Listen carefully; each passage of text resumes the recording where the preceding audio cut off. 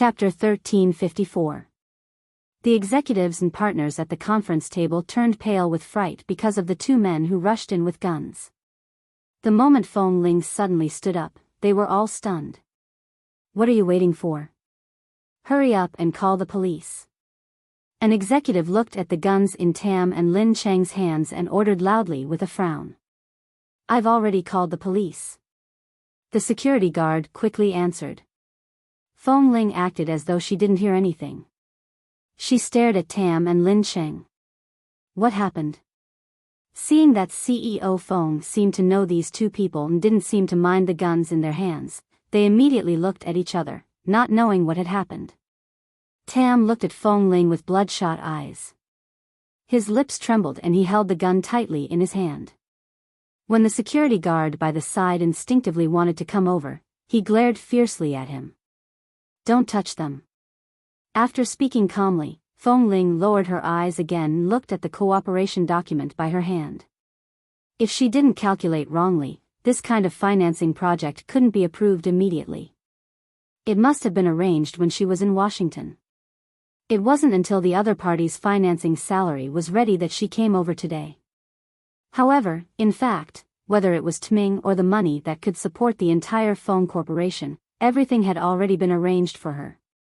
The meeting will be adjourned for now. I'm sorry. If your company can accept it, you can call my cousin, Vice President Qin, over to continue the conversation. Sure. If Miss Feng has something urgent, you can call the other people in charge of your company over. It's all right. From the looks of your two friends, something big must have happened. We can understand. Although the person in charge of the financing company was frightened by the two men with guns, he saw that they didn't seem to have any intention of hurting anyone. Seeing Feng Ling's expression, he more or less understood. Under normal circumstances, partners who could provide such a huge amount of financing wouldn't have such a good temper. As the CEO of a company, they could still accept Feng Ling leaving halfway through the discussion of the financing project. She really didn't believe that someone had played a role in this financing. Li Nanheng. What did she say and do in front of him that night when she was drunk? Thank you. Feng Ling put down the document in her hand and decisively ordered her assistant to call Qin Shuk over. She then glanced at Tam and Lin Cheng, who were still standing there, and gave them a look. Follow me. After Feng Ling and the two young men with guns left, everyone in the conference room looked at each other again. After leaving the conference room, the corner in front of the corridor was very quiet. There were no employees coming or going. Feng Ling turned back to look at the two of them. What exactly happened? Tam's eyes were still red. Actually, the base normally sends members to countries at war to carry out rescue missions, but we didn't expect that there would be chemical poisoning in Israel. There are many old people in the base, and most of them are from Team 3. They asked for orders to go on a mission, but they fell into the enemy's trap and were all locked up.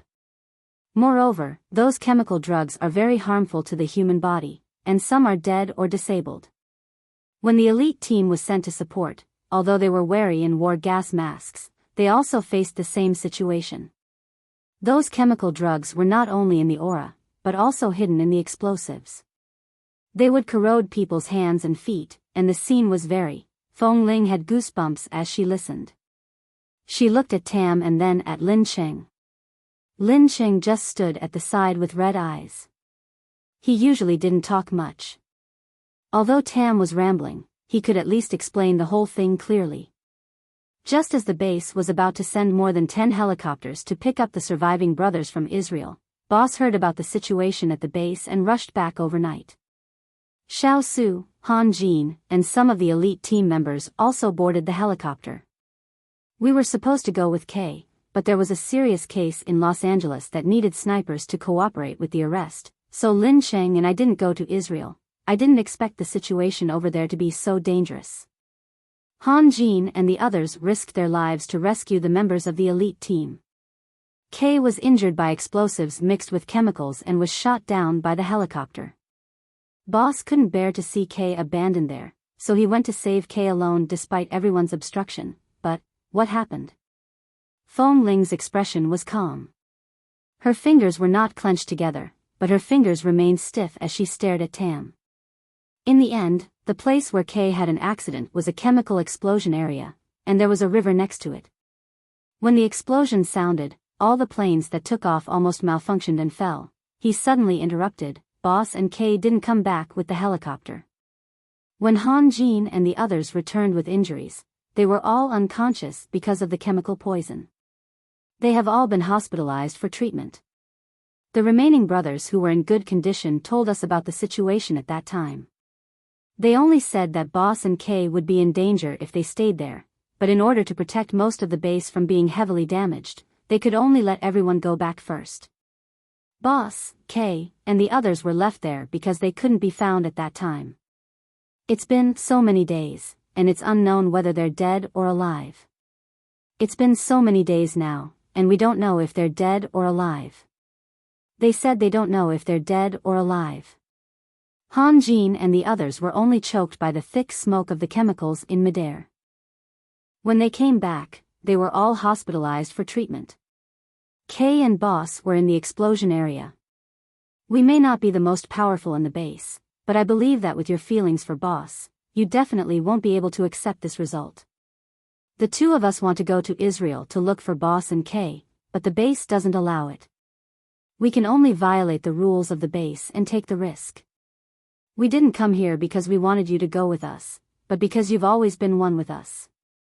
You have the right to know everything. Whether Lin Cheng and I can come back or not, I'm afraid the base won't be able to keep us, but for Boss and Kay, we have to go.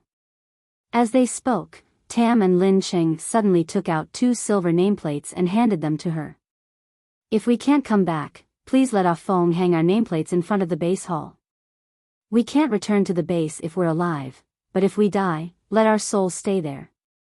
I want to chat with more like-minded people about, young Master Mo, have you kissed enough, talk about life, and find a confidant W. 4M. Chapter 1355. Feng Ling was silent for a moment before raising her hand to take the 2 silver brands. Tam and Lin Cheng watched her and put the gun into their pockets.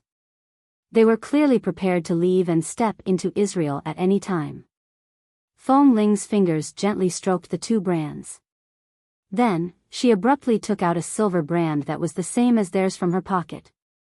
She placed it together with the other 2 and held it in her palm. Seeing her actions, Tam and Lin Cheng did not speak for a long time. They just looked at her. I've left the base for a long time, but thankfully, when I left, this thing was still on me. I haven't worn it much in the past few years, but it has always been in my pocket, she said calmly. She said calmly, just as you said, 11 base and the sniper team are one. As for the relationship between Li Nanheng and me, she paused and suddenly smiled. She looked at them silently. I'm very grateful that you didn't hide it from me. I'm even more grateful that you came to tell me before you left and gave me a chance to return to the base. Tam and Lin Cheng both understood that Feng Ling had no chance of returning to the base after her registration was removed. Unless, as they had said earlier, she couldn't go back. After she died, the brand could go back. Feng Ling, we're not bringing you to die. We're here to entrust, it's the same. Who says we'll definitely die if we go? Feng Ling looked at them with clear eyes. Back then, Kay brought me into the base. All these years, all of you have been indispensable to my life. You're my best companions. My temper is too cold and my personality is stubborn, but it doesn't mean that I don't love Li Nanheng. If anything happens to them, I can't absolve myself from the blame. I'll send someone to explain to Ah Feng. I'll arrange a ticket to Israel right now. Feng Ling picked up her phone. You can't go. I can. If anything happens to you, Boss Li, every time something happens to me, your Boss Li will appear. I want to see if he will suddenly appear if something really happens to me in Israel, Feng Ling said as though she was joking. Feng Ling said as if she was joking, but there was no smile in her eyes. She quickly clicked on her phone to find the nearest flight time. Tam and Lin Cheng really didn't come here to make her follow them. They really didn't want Feng Ling to be kept in the dark after being forced to leave the base for so long. After all, she still had the Feng family and the company behind her. She had a lot of responsibilities. She shouldn't leave with them. However, he did not expect her to choose the base and Li Nanheng without hesitation between the Feng Corporation and the base. Feng Ling, right now, after all, Feng Ling still looked down at her phone. As she booked the plane ticket, she said calmly, the Feng family has already walked out of the trough. Although Qin Shuk is my cousin, she can also help me take care of the Feng family's elders. Although it's a little selfish to do so, according to my own life, why do I have to be responsible for everyone? In the past few years, all my hard work and hard support are enough for me to repay this debt of childbirth. I don't owe anyone but Li Nanheng. The Feng family is going downhill. They can still have a lot, but Li Nanheng is somewhere in Israel. He only has me. He's waiting for us to save him. Feng Ling raised her cell phone and showed them the flight time displayed on it. Everyone had been in the base for so long, so Feng Ling was familiar with the identity of each of the brothers around her. She booked a plane ticket very quickly and didn't need to ask for any passport number because she remembered them all. Tam and Lin Cheng were speechless. On one hand, they were excited by Feng Ling's decision.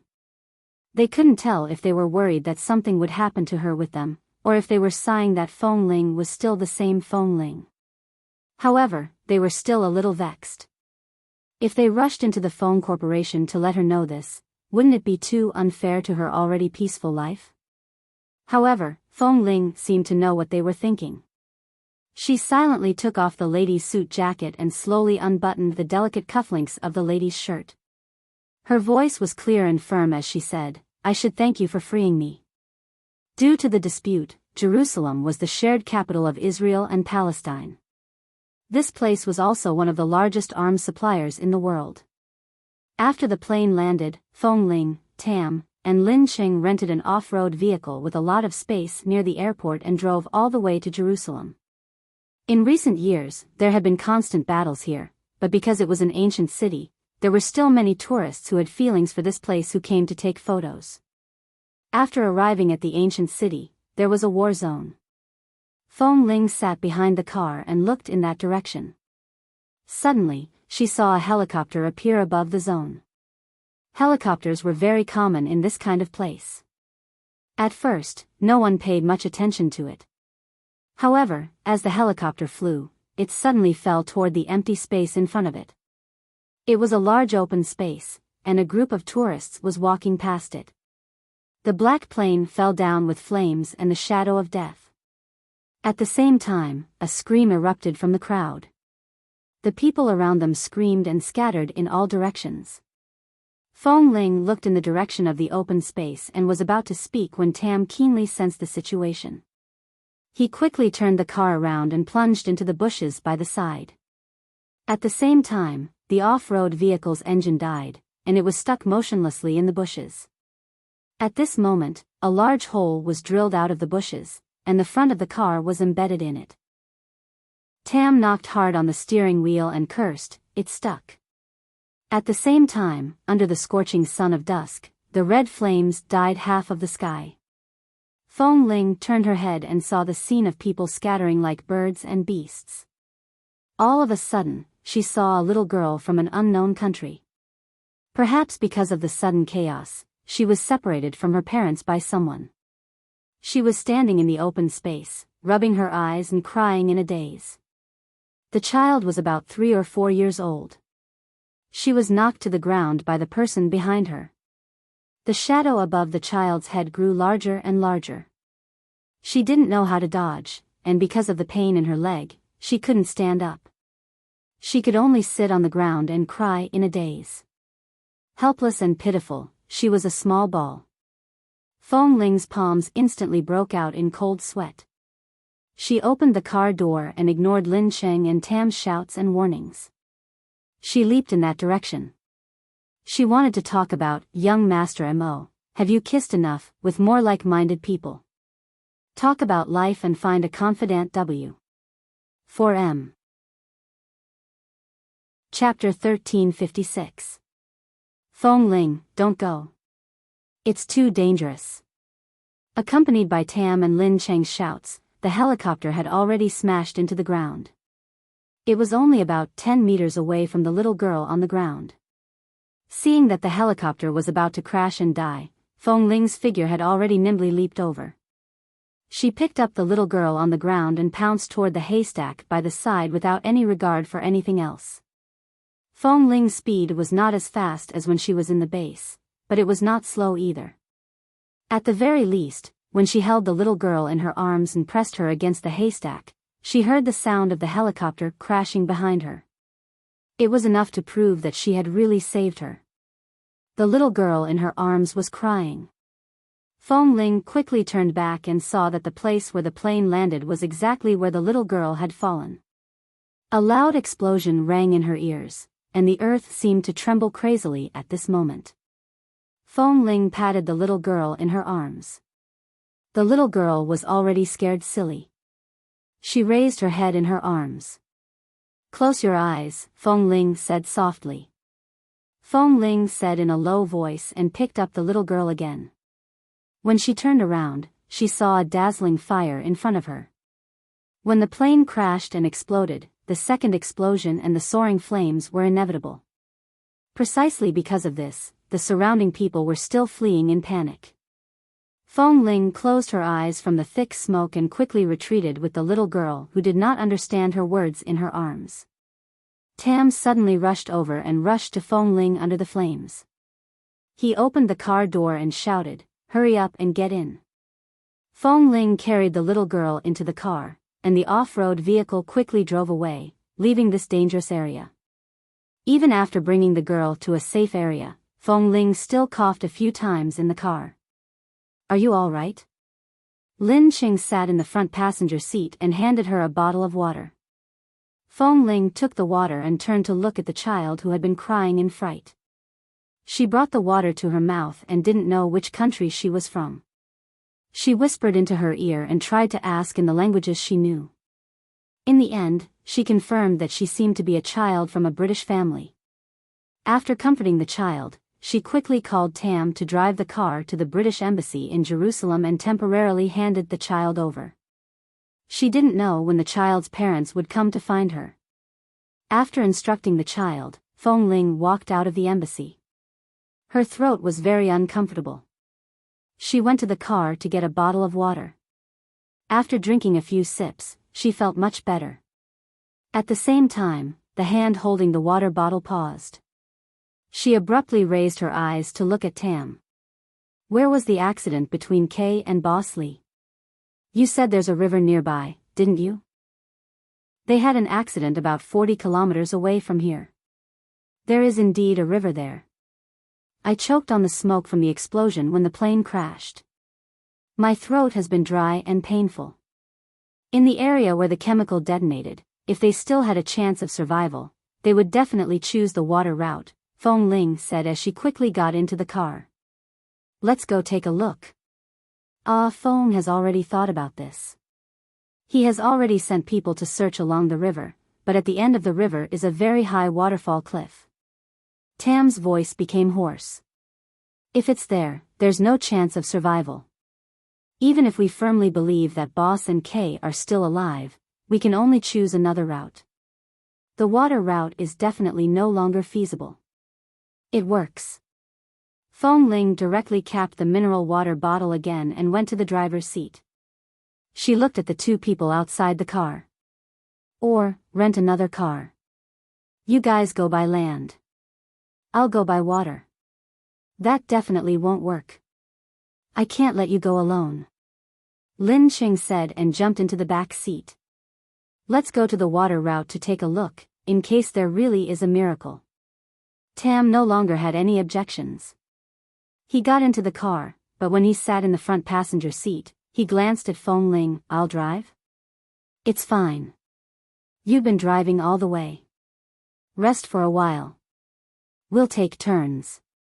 Feng Ling looked at the road ahead. It was barren everywhere. The sunlight was bright and dazzling. She took the sunglasses from Tam and put them on. Tam looked at her by the side. Aren't these sunglasses a little big for you? It was indeed a little big, but Fong Ling had long hair tied behind her head.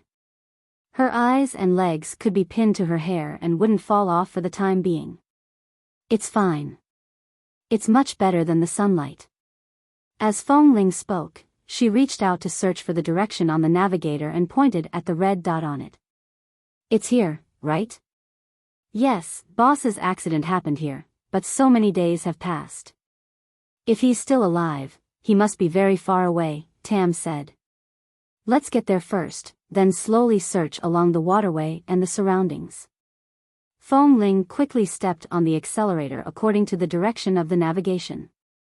At the same time, she said, contact the base and see what routes they've searched before. Don't waste time. Don't repeat the useless route. We've already fallen out with the base. We came out on our own. How could the base? Can't you ask a few people you're close to in private?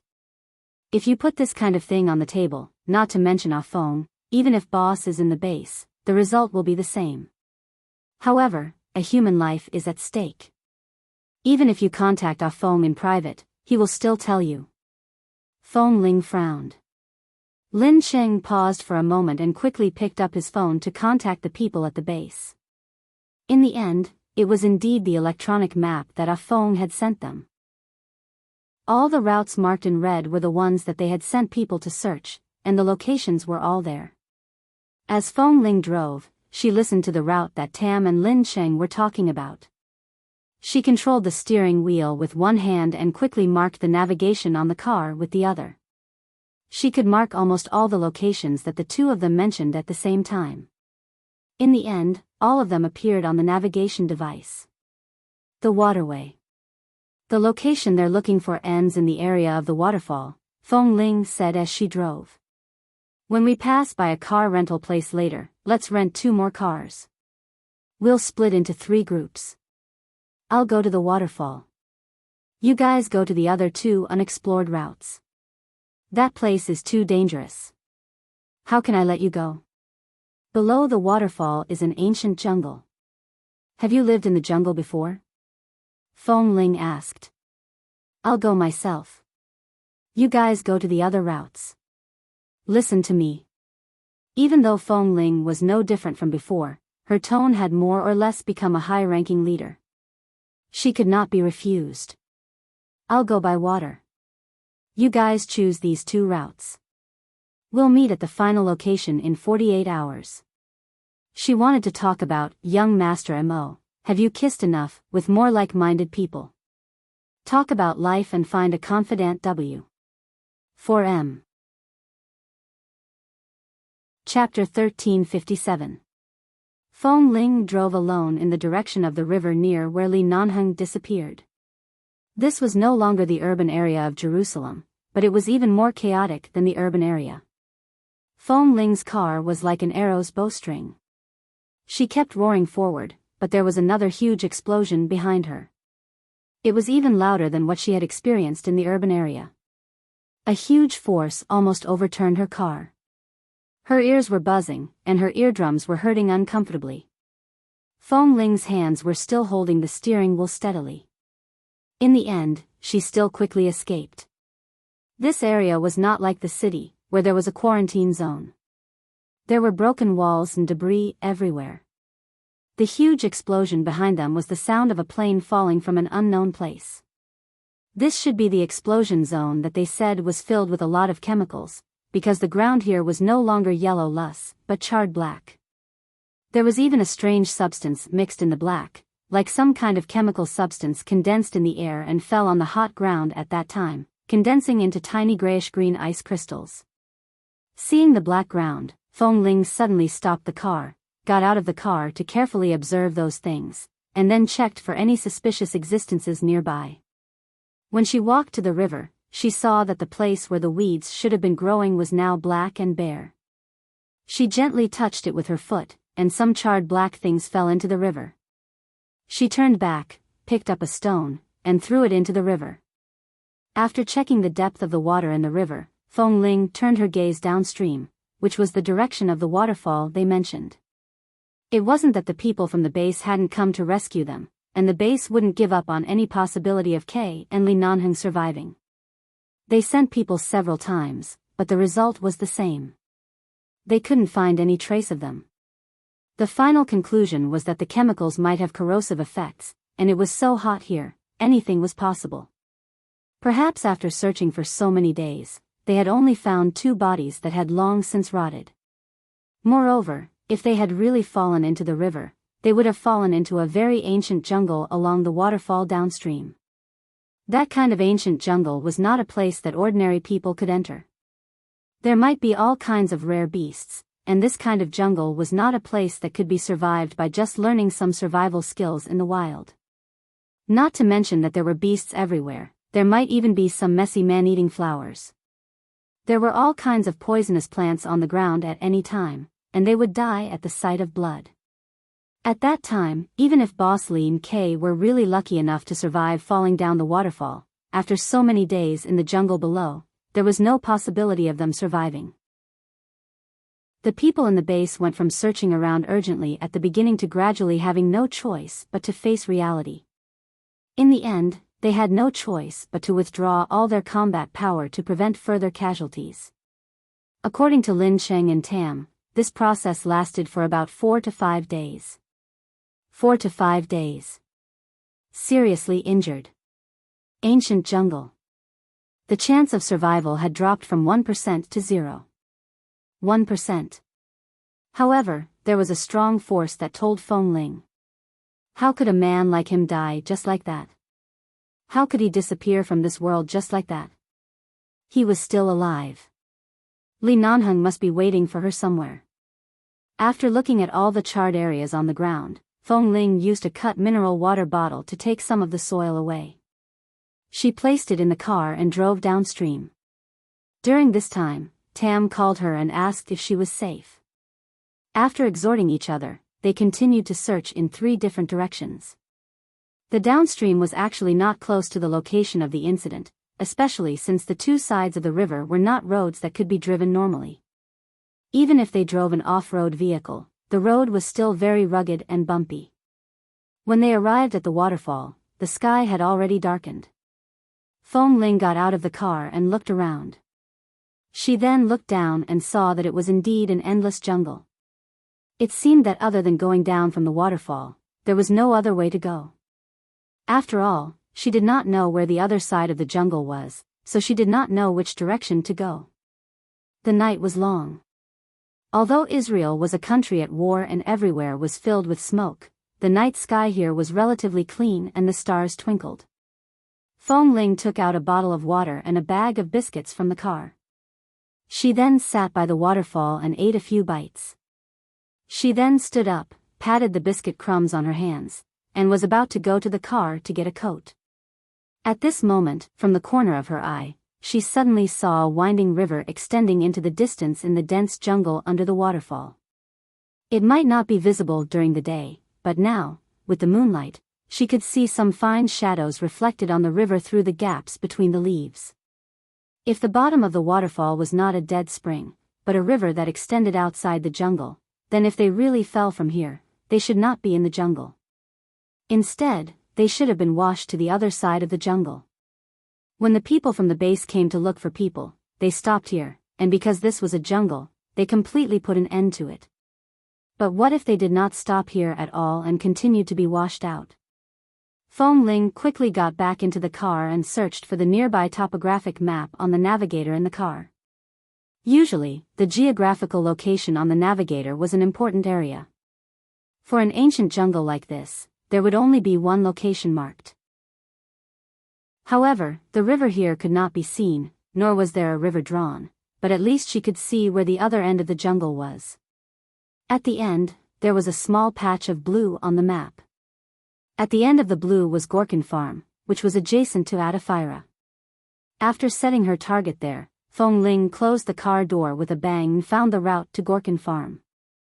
She found that she could only walk along the desert on both sides of the waterway. The desert was very dangerous, and there was probably no signal.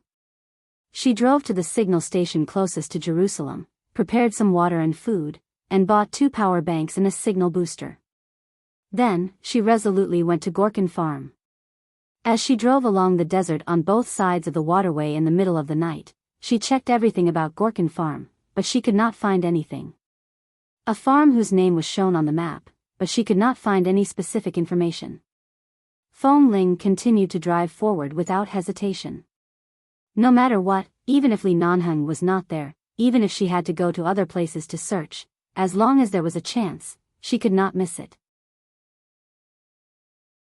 Chapter 1358.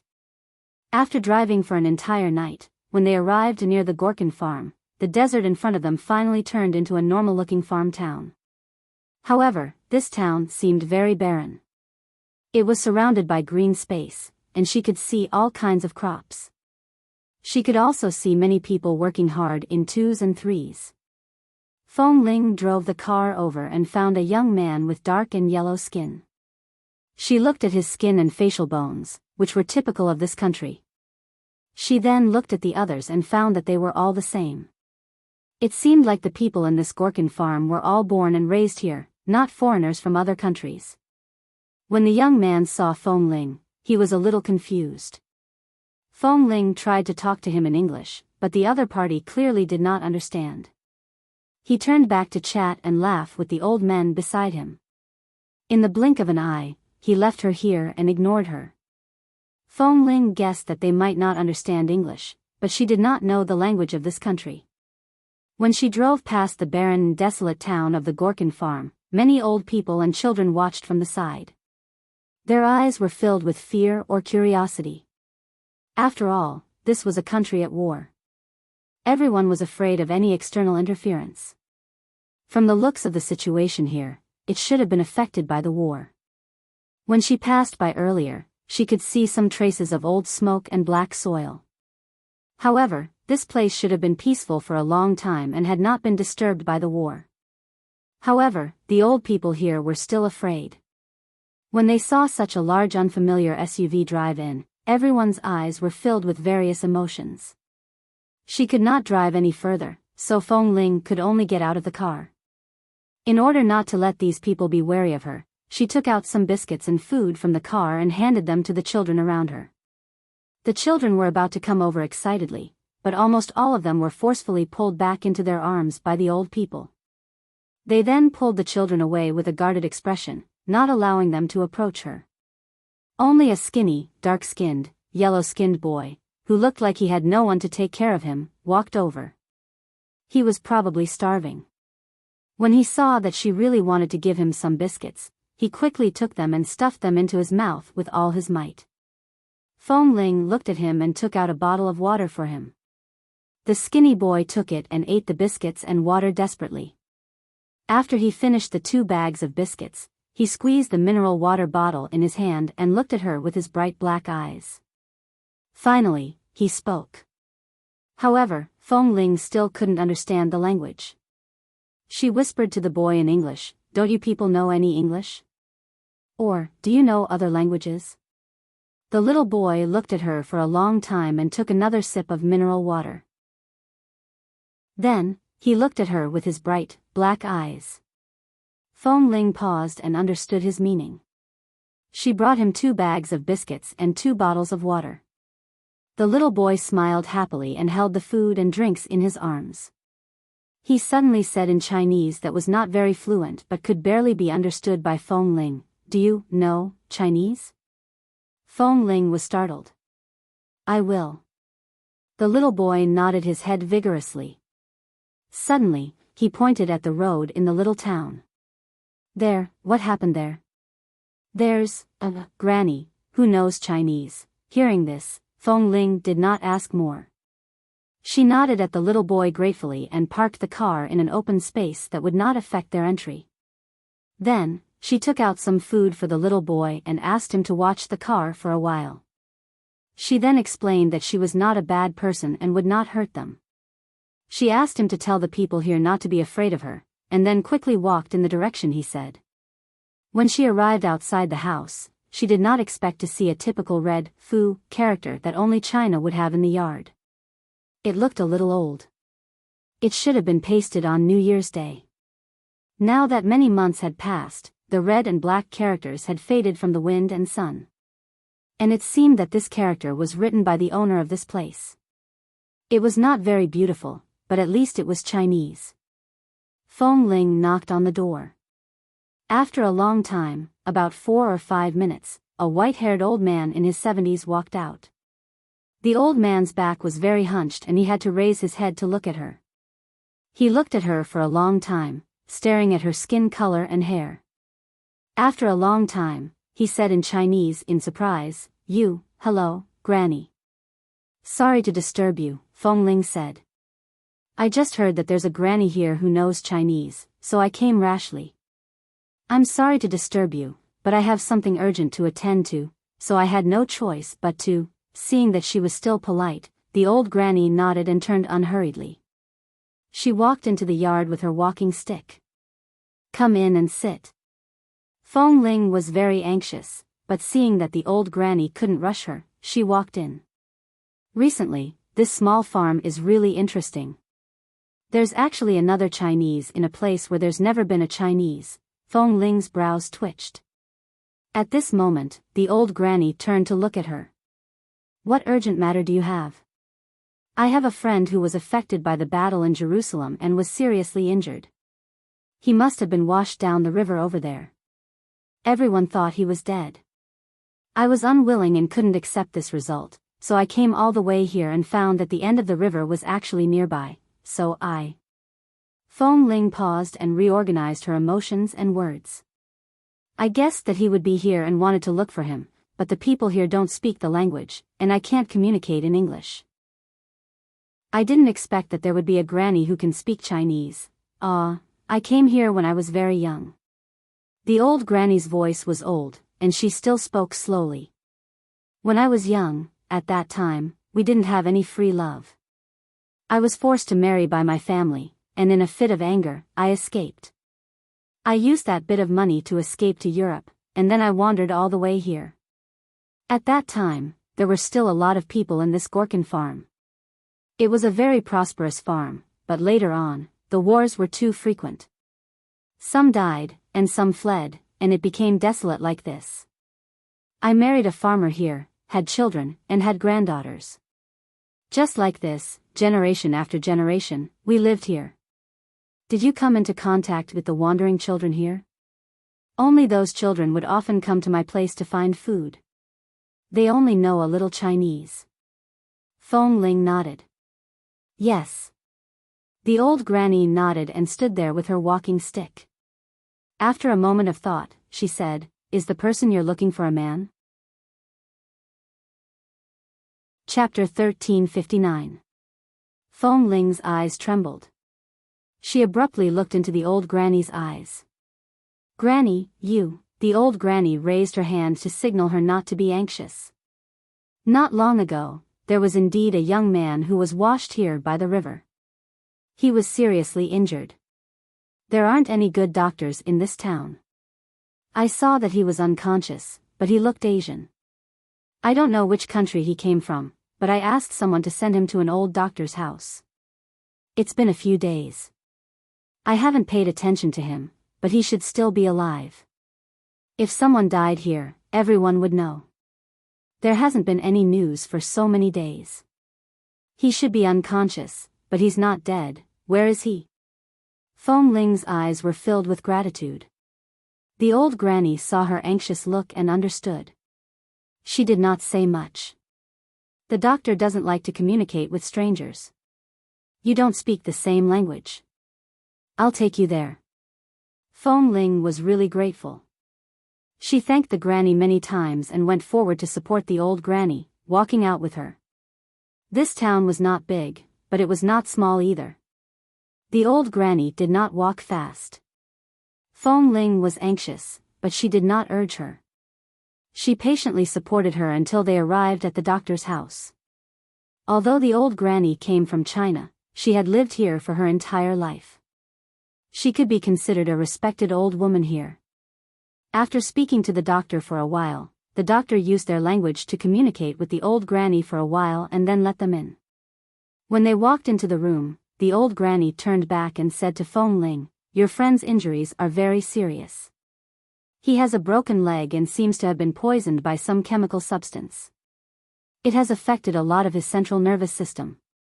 Although he has woken up, his reaction is slow. He hasn't improved yet. Feng Ling's expression did not change, but her heart tightened. It was so painful that her entire body was emitting a sharp sensation. Did he break a leg? The old granny saw that she did not speak, but her face was much paler. She patted her hand comfortingly. It's inside. Go in and take a look. I'll go greet the people here. They are very wary of outsiders. I'll let them let down their guard against you. Otherwise, it will be inconvenient for you to do anything here. Thank you. After thanking him, Feng Ling quickly walked in. Inside was an old building with the style of a small town in this country. The light was not very bright. When Feng Ling entered, she could smell a strange medicinal smell. The people here seemed to have some Chinese medicine, but she was not sure what it was mixed with. The smell was not very pleasant. After entering, she saw a thin man lying there. Even from here, she could hear his heavy and uncomfortable breathing. Standing in front of the door, Feng Ling immediately recognized him. It was Kay. Feng Ling quickly walked over, leaned over the bed, and looked at the person on the bed. Kay's face was so thin that it was almost unrecognizable. His eyes were lifeless, and it seemed that his reactions were much slower. There was a leg under the quilt, and the other leg was empty. Feng Ling's heart trembled, and her hands were almost unsteady. She forced herself to control her emotions and looked at the person who seemed to have finally recognized her. Feng Ling. Kay's eyes were very surprised, but his expression was very slow. It seemed that even speaking was very difficult for him. It's me, Kay. Feng Ling's eyes were hot. She quickly took his hand and held it in her hand. You can recognize me. Kay looked at her in a daze, and then, as if thinking of something, he suddenly sighed with a smile. I can't believe. I can still live, see an acquaintance. What nonsense are you talking about? The people in the base have been looking for you everywhere. Even if everyone thinks that there is no chance for you to survive, they have been looking for you. And our sniper team, we also came out to look for you. Didn't I find you now? Feng Ling clenched his hand tightly. It doesn't matter if you have a broken leg, as long as you are still alive. There are also many members in our base who were seriously injured during missions. Look, aren't they still in the base? As long as you are alive, it doesn't matter. You don't have to comfort me. Kay smiled weakly and then frowned. Right now, there is no difference between being alive and being dead. Don't talk nonsense. Kay looked at her again and thought of something. His eyes suddenly dimmed. Have you found boss? Feng Ling couldn't hold back the smile that she forced out of her eyes just now. She collapsed and her expression was a little stiff. Looking at her expression, Kay sighed and closed his eyes. It's all my fault. Originally, boss could have escaped. He did it to save me. Then, at the waterfall, boss caught me, but we were too weak. I asked him to let go, but he didn't let go. Boss fell down with me. At that time, boss was more seriously injured than me. After falling down, I don't know if the two of us were washed out by that river together. At that time, the river was too turbulent, and boss and I both fainted.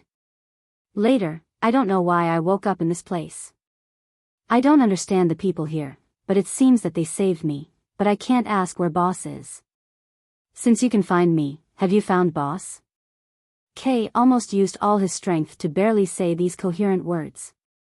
He held Feng Ling's hand tightly, only hoping to hear good news. Sure enough, he was washed down by the waterfall. But if this was the case, he might have died in the turbulent river in the jungle, or he might have been blocked by some stones or water plants in the water and failed to be washed out, or, there were all kinds of possibilities. Feng Ling endured the pain of being cut by a knife all over her body and heart, and slowly, she shook her head. Kay instantly closed his eyes in pain. It's all my fault. It's all my fault. I shouldn't have been so impulsive, and boss wouldn't have. All right, don't say this. It's enough that he is still alive. Feng Ling held his hand. I will look for him. Do you remember Roger's Snow Mountain? At that time, there was almost no chance of survival in that ice cave, but he came out. His vitality and perseverance don't allow him to die. I will find him. Don't worry. Take good care of your wounds and don't think too much. Kay looked at him with reddened eyes. Feng Ling said coldly, don't tell me how serious his injuries were. Since you're still alive, he can also survive. Even if it's more serious than yours, even if his limbs are broken, even if he's crippled, I'll still find him and bring him back. Kay choked with sobs and couldn't speak for a long time. He just closed his eyes and nodded. Chapter 1360. Tam and Lin Xing met up at the place they had agreed on, but they didn't see Feng Ling. It wasn't easy for them to contact her when their phones finally had a signal. After all, there were people living in the Gorkin farm where Feng Ling was. Although the cell phone signal here was weak, it could at least keep in touch with them. After explaining the situation here, Tam and Lin Xing were overjoyed and saddened at the same time. They were happy that they had found Kay. Their brother was still alive. Even if he had lost a leg, his brother was here. They had to bring him back to Los Angeles. The sad thing was that in a place like the Gorkin farm, this was their last chance of survival, but there was no news of Boss Lee. If it was really as Feng Ling had said on the phone, the worst outcome would be that after Li Nanheng came down from the waterfall, he would be intercepted in the river in the ancient jungle when he was washed away in the river. Kay, who was near the Gorkin farm, could at least be rescued. If he was intercepted in the jungle, with Li Nanheng's body covered in injuries, he would only attract beasts that came to hunt for prey. If that was really the case, not to mention the possibility of survival, he probably wouldn't even have a complete corpse. Tam and Lin Xing planned to come to the Gorkin farm, but just as they were about to drive over, the area near Jerusalem was under martial law because of the terrorist attacks in the past 2 days. The martial law extended all the way to their current location, and they were not allowed to leave Jerusalem. Feng Ling reported to them that she was safe and said that she would stay here to take care of Kay. She told them not to worry and to wait for her to return. She also promised to keep in touch with them. They had no choice. Right now, they were under martial law and could not come out for the time being. They could only wait there anxiously. Kay woke up after a nap. Feng Ling went to the bed to help him up and prepared to feed him medicine. When she helped him up, she touched Kay's shoulder and could clearly feel how much he had lost in the past few days. His shoulders, which used to be very strong, were now so thin that she could easily feel his bones. Come, take the medicine, Feng Ling said softly. Kay seemed to be in a daze. After a long time, he looked at the light outside the window. After a while, he slowly said, Is it another day? Yes. Still haven't found Boss? No. Feng Ling's expression was impassive. She lowered her head to blow at the medicine in the bowl. The doctor here uses some local medicine. I don't know what it is, but since he can save your life, it means that their medicine is also useful. It just doesn't smell good. Bear with it and drink all of this. Kay closed his eyes and leaned back against her shoulder. I'm fine. There's no taste in my mouth right now. I can't feel whether it's sweet, salty, or bitter. The Chinese mother-in-law had asked the doctor for her, and the doctor said that Kay was poisoned by a chemical. They didn't know what kind of chemical it was, but it could affect one's 5 senses. He only lost his sense of taste and his reaction was slow, which was already not bad. It was much better than being mute, blind, and deaf. Because they didn't know what kind of poison it was, there was no way to treat it. They didn't know if he would have a chance to recover in the future. In short, what they had to do now was to let him recover and save his life first. Feng Ling carefully fed Kay the medicine. Kay had to use all his strength to drink a bowl of medicine even if he was sitting on the bed. In the end, he sat there weakly and looked at Feng Ling. For convenience, she specially asked for a long cloth from the old lady and tied her long hair behind her head. Because she didn't change her clothes last night, the old lady brought her a set of local cotton linen clothes. It was light blue and looked very good on her. Feng Ling, you've really changed a lot. Kay tried his best to widen his listless eyes and looked at her. In the past, when you were in the base, and now, you're really two different people. Feng Ling lowered her head, put down the medicine bowl, and then quickly wiped the medicine stains on his mouth with a towel. Other than the appearance, what else is different? Your eyes. Kay slowly curved his lips. You may not feel it, but really, your eyes have changed a lot. Really? In the past, your eyes were very clean. In your world, there was only one goal, to live well. Later, there were feelings, warmth, and things you cared about in your eyes. Later, after you returned to the Feng family, there were many things holding you back. Your eyes were filled with the struggle, helplessness, depression, and forbearance that all normal people would have. Although you're still the same you've changed a lot. At least, you're no longer the little Feng Ling who was inexperienced in the world. Feng Ling sneered. You're only a few years older than me, and you say I'm inexperienced?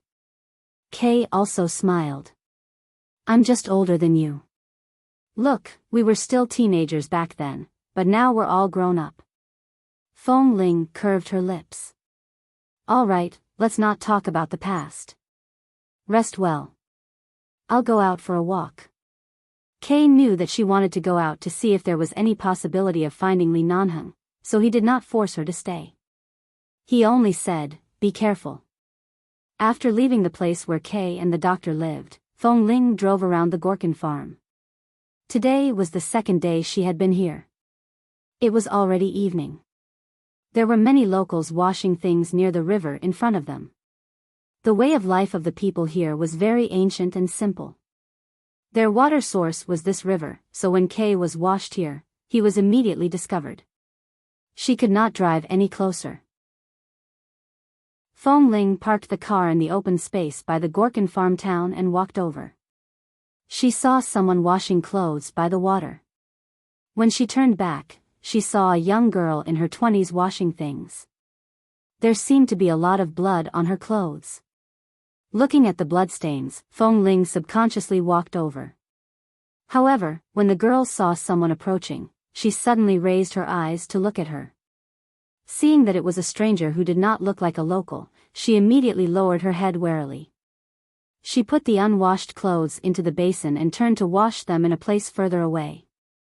Feng Ling saw that she did not seem to want to be approached, so she did not go over. She only looked at the young girl from afar.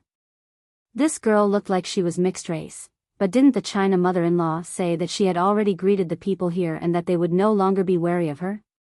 Why did this girl seem to be carefully guarding against something? Chapter 1361. Feng Ling drove around the river overnight and went to the jungle. She found that this jungle was really different from the jungle she had lived in when she was young. One was near the sea, but it was still a jungle close to the beach. No matter what, it wouldn't be as dangerous as the ancient jungle. For example, the jungle in front of her was indeed as they said. There might be all kinds of things that ordinary people had never seen or heard of in their lives, be it objects or living creatures. She wandered outside for half a night and tried to use the flashlight to shine inside. Several times, she wanted to go in, but her rationality told her that this jungle wasn't something she could barge into. However, if Li Nanheng was really inside, if she wanted to go in, she had to ensure that every step was foolproof. She couldn't drive in. At the very least, she had to be fully prepared. Feng Ling stayed outside until late at night before returning to Gorkin Farm. In the middle of the night, Kay was still sleeping. After visiting Kay, Feng Ling returned to her mother-in-law's place in China. The China mother-in-law's surname was Mai. The people here called her by her name. If Feng Ling wasn't used to it, she could call her Granny Mai. Fong Ling didn't want to disturb Granny Mai late at night. She could sleep in the car for the night, but she had to prepare the things she needed to enter the jungle. The longer she delayed, the more uneasy she felt. She decided to return to her mother-in-law's place and prepare things for herself overnight. Thankfully, Granny Mai slept soundly and didn't disturb her. It wasn't until 4 in the morning that Granny Mai woke up and saw Fong Ling sitting in the yard cutting something with a knife. She walked out to see her. "Are you preparing to enter the jungle? And what are you cutting?" "It's nothing. I just found some sturdy bamboo and sticks to make something for myself to defend myself. After I'm done, I'll put it in the car. I'll need it." Fong Ling was still seriously cutting and spoke without raising her head. Granny Mai looked at her for a while and sighed. She walked over and sat down beside her. "Child, listen to Granny's advice. There's no way to return from that ancient jungle. Don't go. You're such a good child. Granny doesn't want you to." Fong Ling did not explain much. She asked her about the Gorkin farm, as well as if there were any other rivers, water sources, and other places that she could change her target. However, the answer she received was no. The Gorkin farm was at the end of the river. If Kay and Li Nanheng had been washed here, as long as they were not intercepted in the middle of the river, they would definitely have reached this place. There would not have been any other place. Fong Ling completely dispelled her other thoughts and nodded without saying anything. Just as the sky gradually brightened, the doctor suddenly sent news that Kay had a seizure. It was probably because of what happened before and after the accident that he kept having nightmares. Right now, he was not very awake and had been desperately trying to get out of bed. He fell off the bed several times and hit anyone he saw. He was in a very bad state.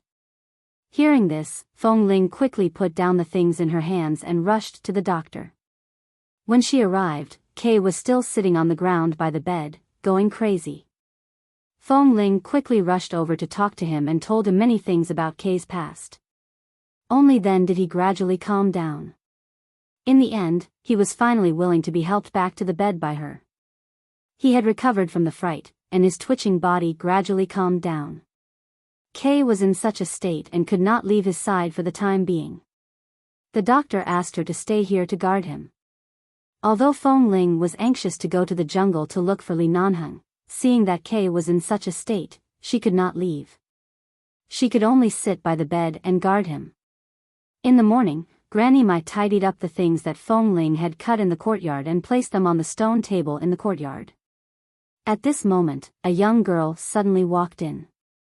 "Grandma, I forgot how to add water to the Chinese porridge you taught me before. Quickly teach me again." Granny Mai looked at Granny Mai. The girl who came was Granny Mai's granddaughter, Carrie. She was only 22 years old this year. Their family had a lot of residences in the Gorkin farm. Carrie had long moved to a new yard by herself. She grew flowers and grass on her own and lived a carefree life. This granddaughter was usually obedient and considerate, so Granny Mai did not worry too much. "Don't you like Chinese-style porridge? Why do you suddenly want to make porridge?" Granny Mai asked in confusion. Carrie did not explain. She walked in and found the kitchen. She took out the pot and the white rice from Granny Mai and walked to the yard to show her. "Grandma, I'll take the white rice here first. If you can still receive white rice in the next few days, remember to leave 2 bags for me." Granny Mai was even more puzzled. Before she could speak, she heard Carrie muttering softly as she added water to the pot in the yard. "It shouldn't be a problem to have more water, right? His injuries are so serious. The thicker the liquid food, the better." Although Granny Mai was old, her hearing was very good. She immediately glanced at her, but when she saw that Carrie was only muttering softly, she did not say much. She took the white rice and asked how much water she needed to add. Then, she took the white rice and pot and left with a worried expression. She knew her granddaughter very well. This child had been very obedient since she was young and never lied. When she was young, she would hide her gaze from adults because she had secretly eaten a piece of candy. Just now, Carrie's gaze was a little evasive. Granny Mai did not say anything. She tidied up the things in the yard and suddenly recalled that the friend Fong Ling was looking for did not seem to be the young man named Kay who was currently with the doctor, but someone else. In the afternoon, seeing that Fong Ling was still at Kay's place, Granny Mai first went to the doctor to ask about the situation. When she learned that Fong Ling was still guarding Kay, she did not say anything and went straight to her granddaughter Carrie's place. Carrie's yard was very clean, and there were many flowers she liked planted in the yard. However, in her yard, there were a few washed towels, gauze, and men's clothes on the drying rack that usually only had 1 or 2 beautiful linen dresses hanging on it. Seeing that there were men's clothes, Granny Mai's expression instantly turned cold.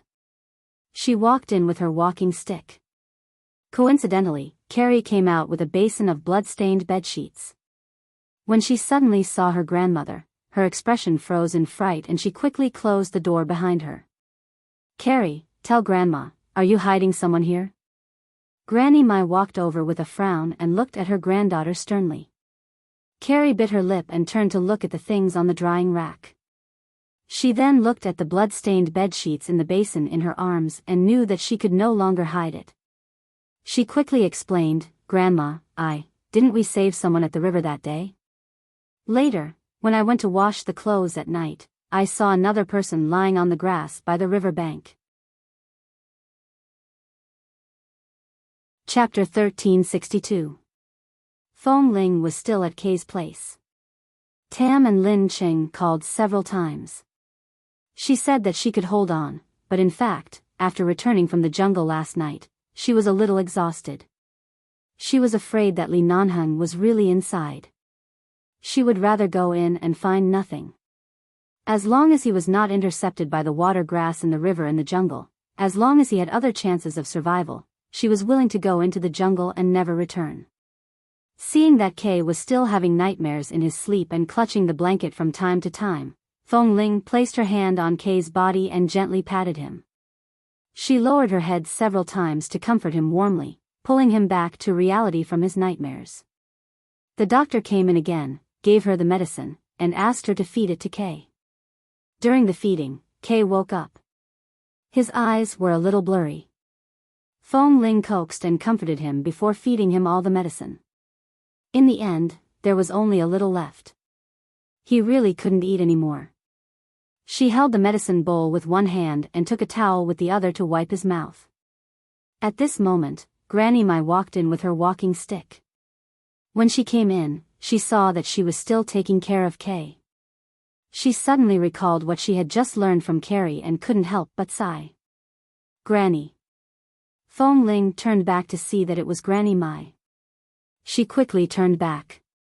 "You didn't throw away the things I made this morning, did you?" "No, I've tidied them up and placed them in the yard, but I feel that you might not need them." Granny Mai hesitated for a moment. Although her granddaughter had specially begged her not to tell anyone, she couldn't watch Fong Ling die in the jungle to find her friend. She sighed and said, "At that time, there was another person who was washed over by the river with your friend called Kay." Fong Ling's hand that was gripping the edge of the medicine bowl tightened. She abruptly raised her eyes to look at her mother-in-law. "But we didn't find that person and only saved this one. Later, when my granddaughter, Carrie, went to the river to wash clothes, she found that person. At that time, he was also on the verge of death. It's also my fault. I've always spoiled my granddaughter too much, so her personality has become so bold and willful. In the past few years, she has learned some medical skills from the doctor in this town, but she's not very good. However, she felt that the doctor could save Kay, so she picked up another person and brought him back. She could also save him. She quietly brought him back to her place. After so many days, I actually didn't notice. I only found out today."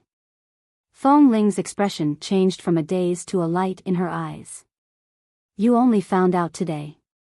You mean that person is still alive?" Granny Mai hesitated for a moment before saying, "I didn't see him. Carrie said that she did save that person's life, but that person was the same as your friend." He seemed to have been poisoned by chemicals and only woke up after a few days. Although he's awake now, his body is severely injured and he's very weak. Although he's not crippled or broken, he can't see. At this moment, Kay vaguely heard Granny Mai's voice. He slowly opened his eyes and turned to look in their direction. He was no longer shocked and looked much calmer. He looked at Granny Mai and then at Fong Ling, who was standing by the bed. Fong Ling's fingers that were pinching the edge of the bowl almost turned white. Under those circumstances, he fell down the waterfall at the same time as Kay and was washed here. They both had symptoms of chemical poisoning. Other than Li Nanheng, there was no one else. He was still alive. He was not eaten by wild beasts in the jungle. He was still alive. His eyes, can't see, what do you mean? Kay lay on the bed and said hoarsely.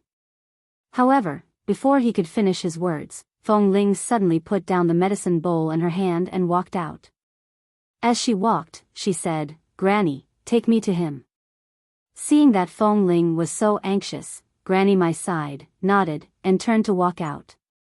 However, because her legs were really slow, and seeing that Fong Ling was really anxious this time, she simply pointed the way for her. "It's at my granddaughter Carrie's place. I'm walking too slowly. You can go there by yourself first. It's just ahead, where I live. On the right side of the road opposite, there's a courtyard with many flowers. It's her place.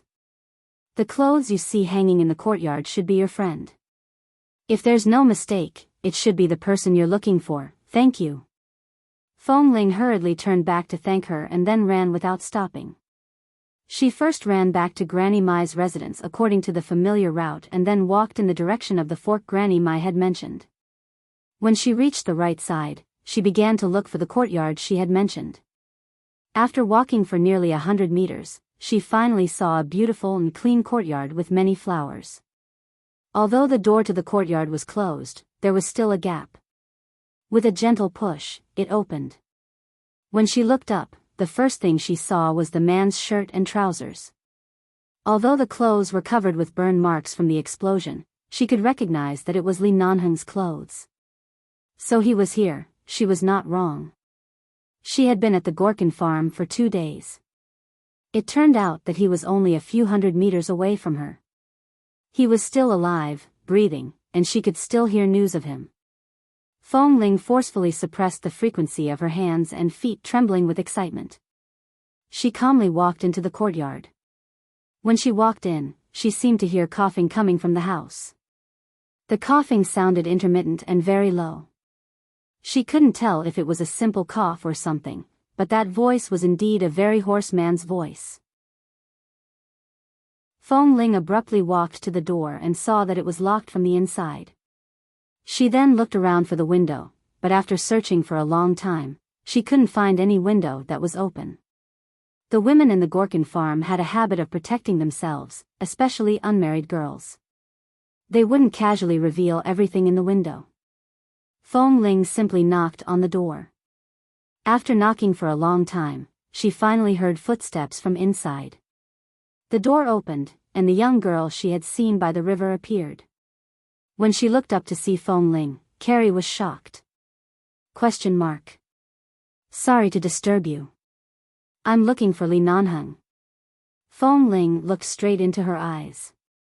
If she wasn't Granny Mai's granddaughter, she might have pushed her away and barged in. Carrie seemed unfamiliar with Li Nanheng's name.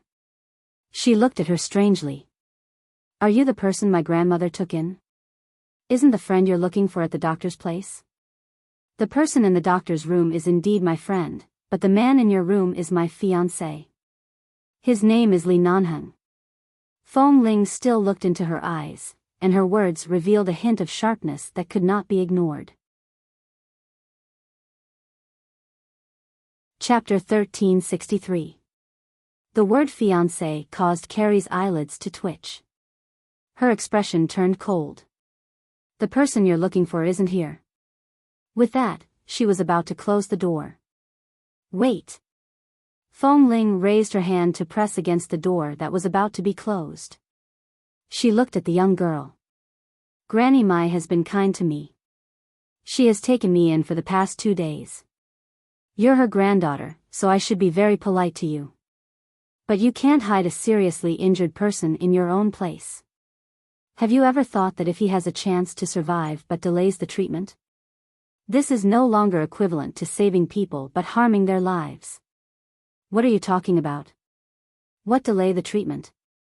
Carrie's expression was unhappy.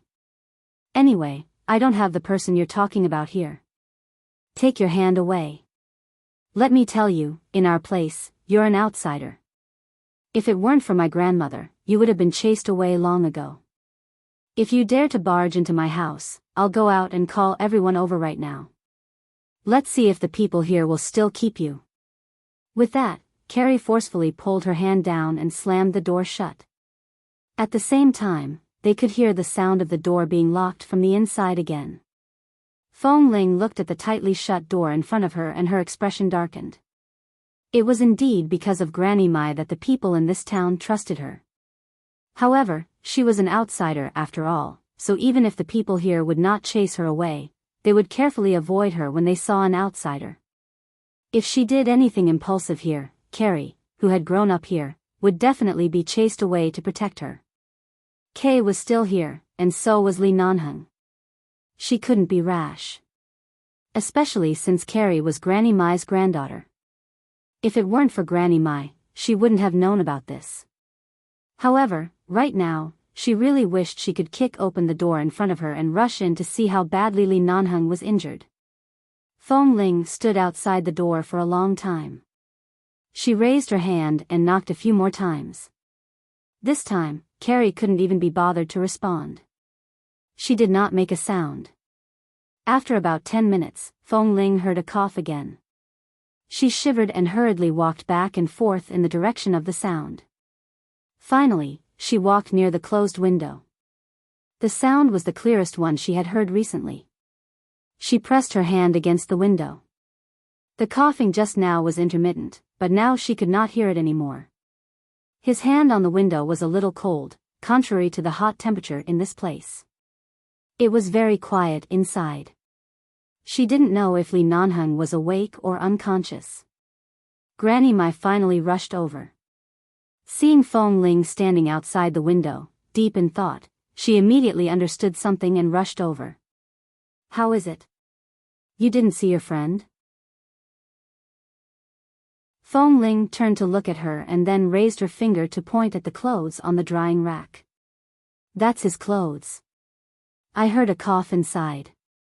It must be him. Granny, I can't rashly enter your granddaughter's house. I can tell that she doesn't welcome me. She locked the door, but if she locked my friend inside just to prove her medical skills, it's not fair to us. Granny, please help me. Granny Mai's expression immediately changed. Nonsense. With that, she frowned and turned to the door. She raised her hand and knocked on the door. Carrie, open the door. It was quiet inside for a while.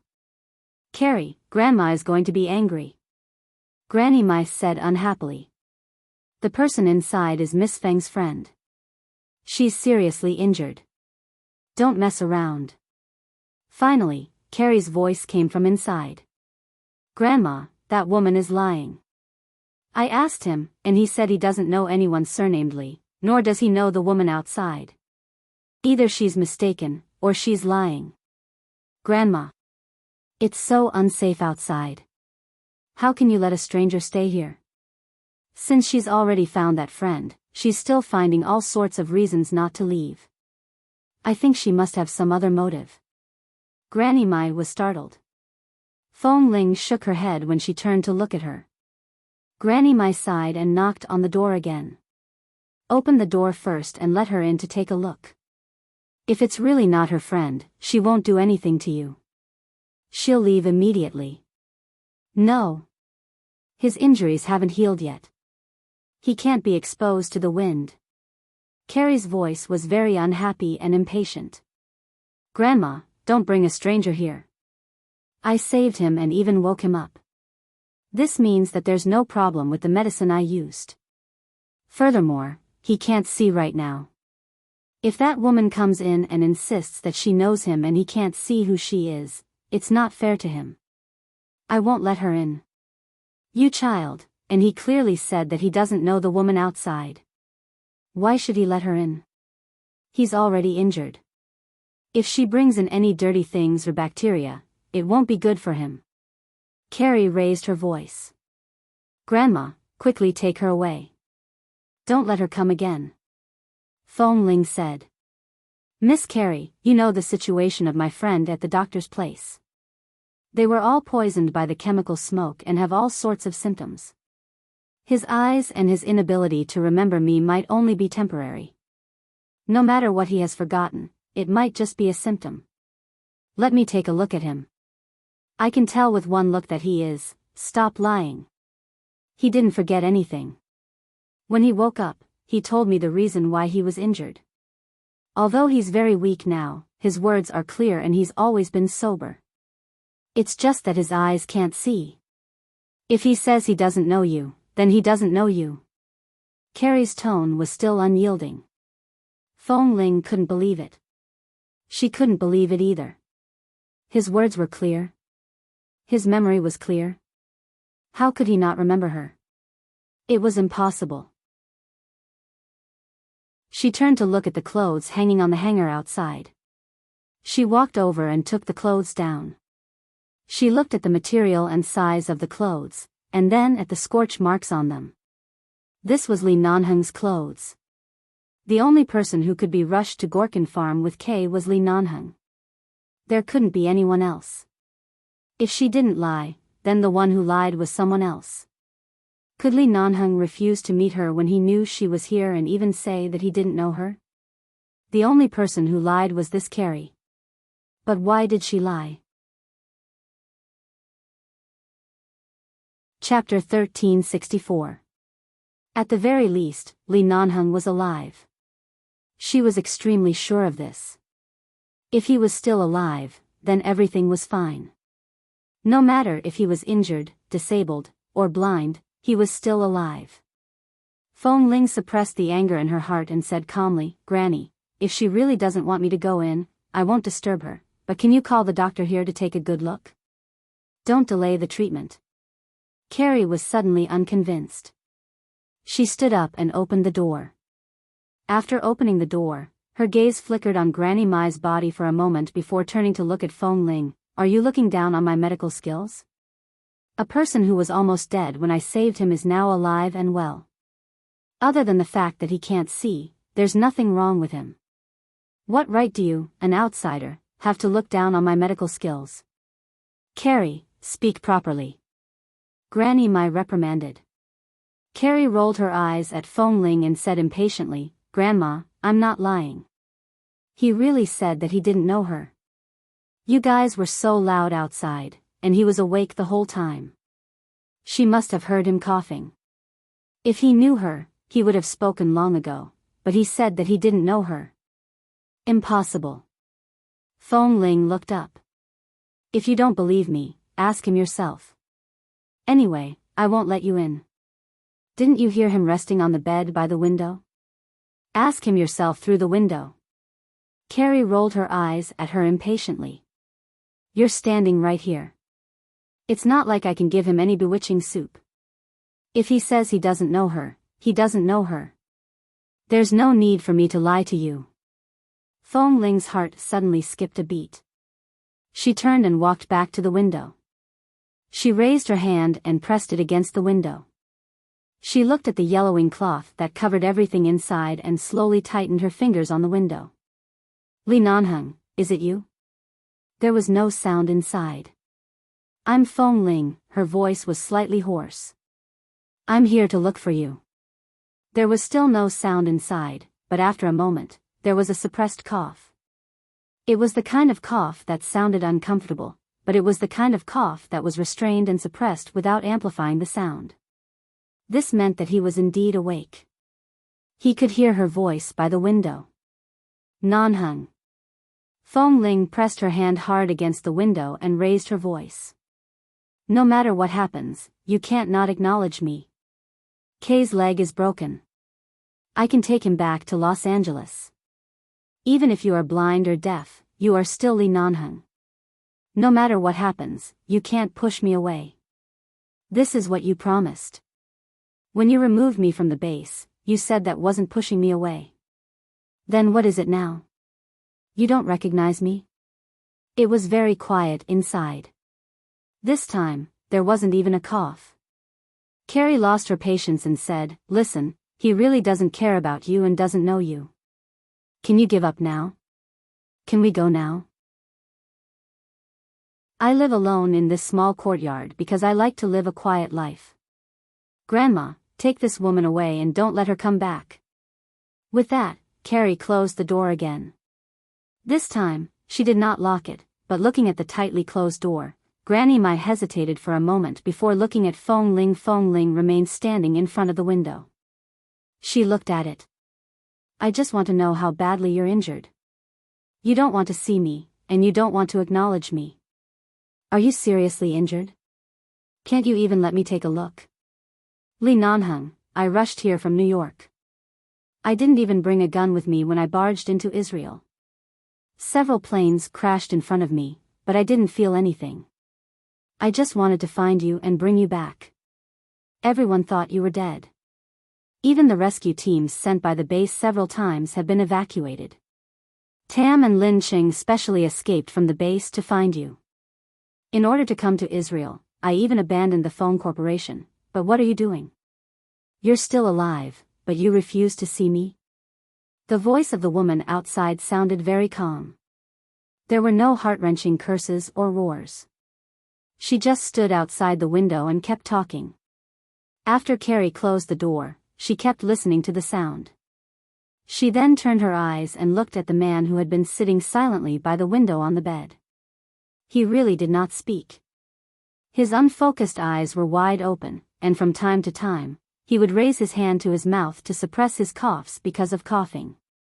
At this moment, there was no movement outside.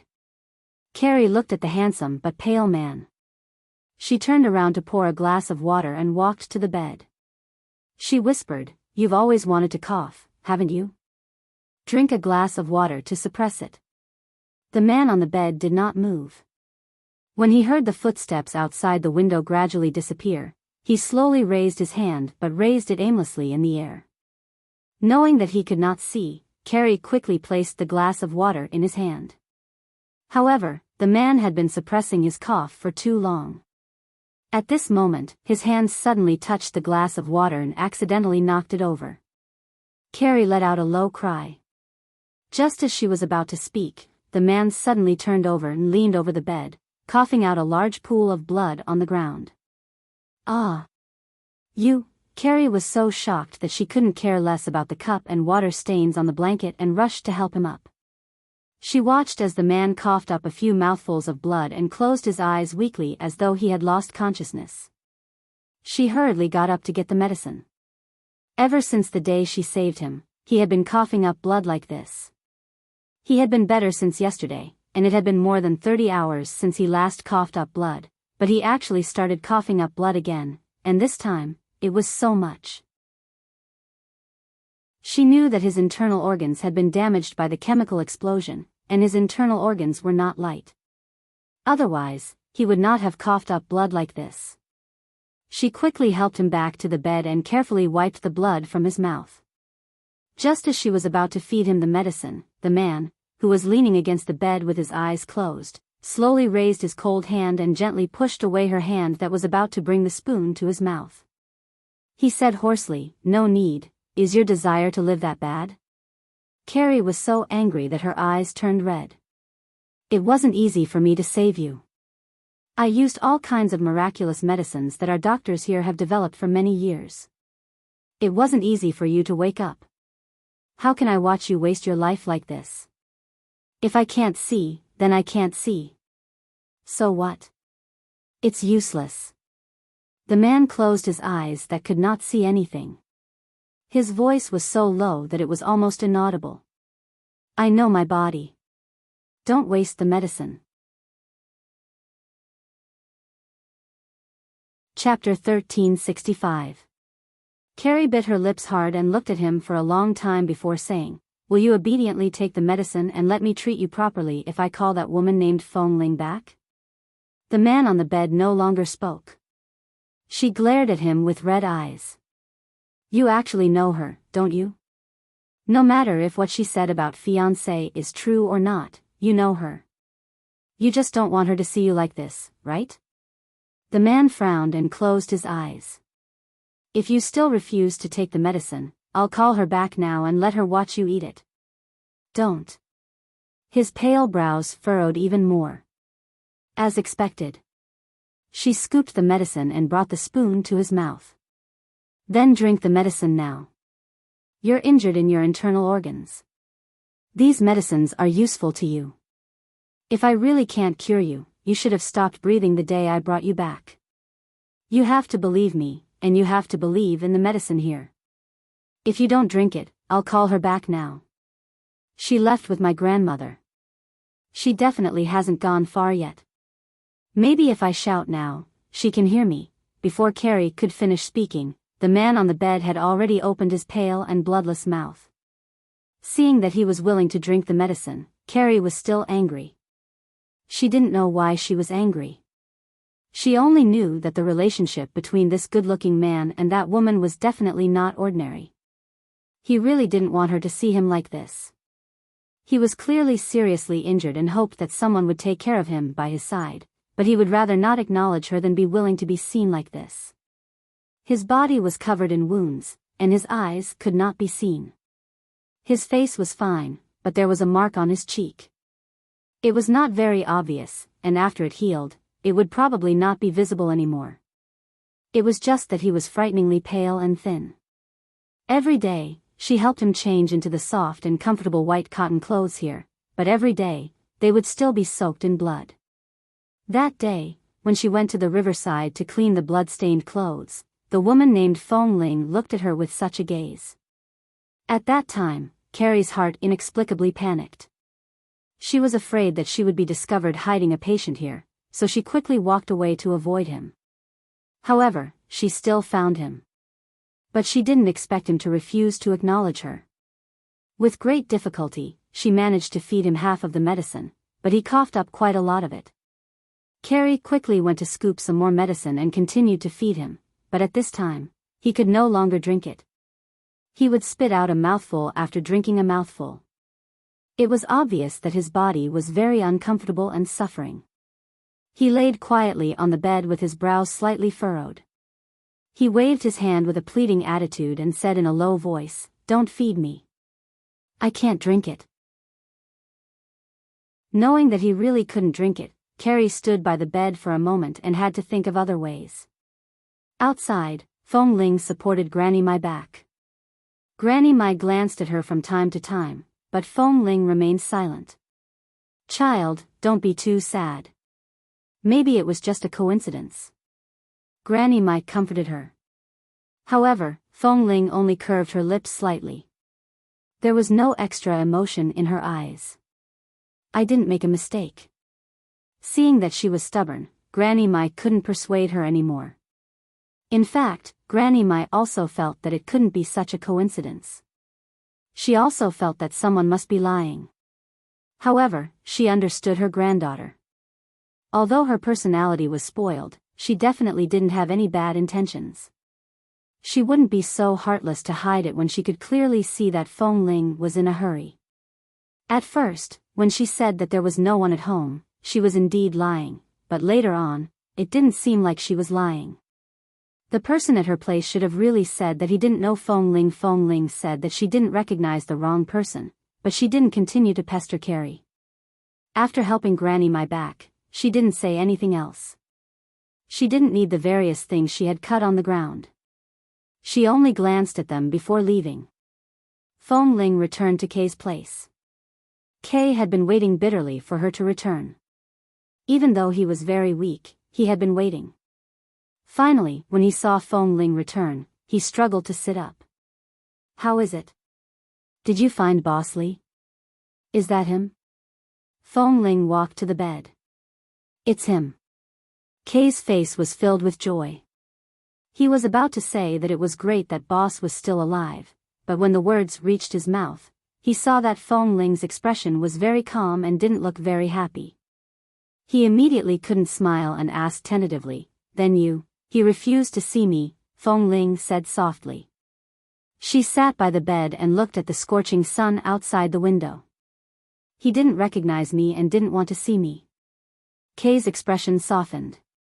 After a moment, he said, "If it's really him, I can understand what boss is thinking." Feng Ling was silent and did not speak. "He's such a proud person. For so many years, he's always been a winner. Even if he's injured, he never feels embarrassed. However, if he really can't see, no matter how proud he is, he won't be able to take it, especially when facing you. He can't face you at all." Kay said hoarsely, "Feng Ling, since you know that boss is still alive, this is good news. Don't be anxious. Give him some time. His injuries are so serious. I can't wait forever, and I can't delay like this." Feng Ling was calmer than she had expected. "I have to think of a way to bring you back. At least, I have to leave Israel."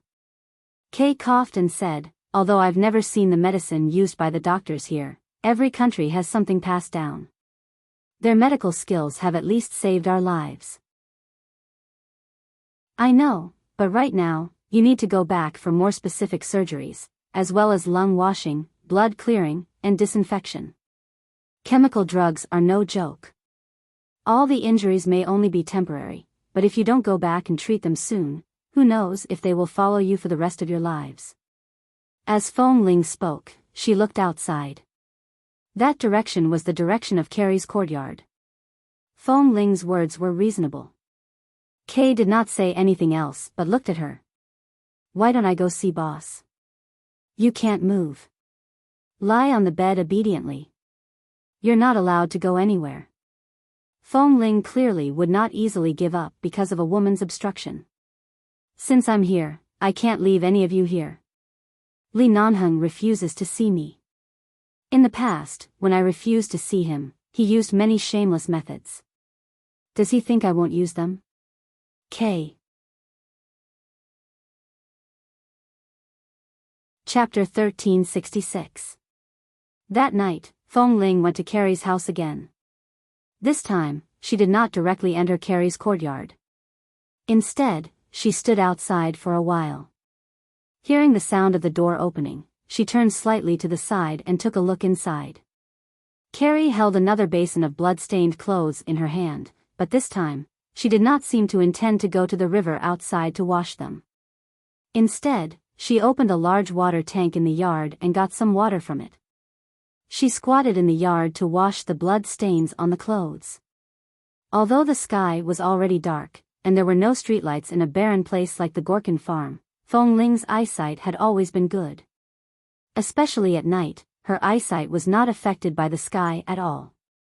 She could accurately tell that the blood on the clothes had just been stained. In other words, Li Nanheng's injuries had not healed and were becoming more and more serious. Based on the frequency at which Carrie washed these bloody clothes, his injuries should be more serious than Kay. Apart from his broken leg and slightly slow reaction, Kay was fine. At the very least, he could communicate with her normally. As long as he recuperated for a few more days, when Tam and Lin Qing arrived, they could help bring him back. As for Li Nanheng, it seemed that the wounds on his body would often bleed. Feng Ling stood silently outside the yard and watched Carrie wash clothes. After watching for a long time, she gently pushed open the door and walked in. The door outside the yard suddenly opened with a creak. Carrie's hand paused in the water. She turned back to see that it was Feng Ling, who had come once during the day. Knowing that Feng Ling indeed had something to do with the person inside, Carrie couldn't be too wary of her right now. However, she still glanced at her unhappily. "What time is it? Why are you here in the middle of the night?" "I've prescribed a lot of medicine from the doctor." Feng Ling was actually holding a bag of things in her hand. She placed the medicine on the stone table beside Carrie. "Don't mind me. I didn't mean to underestimate your medical skills.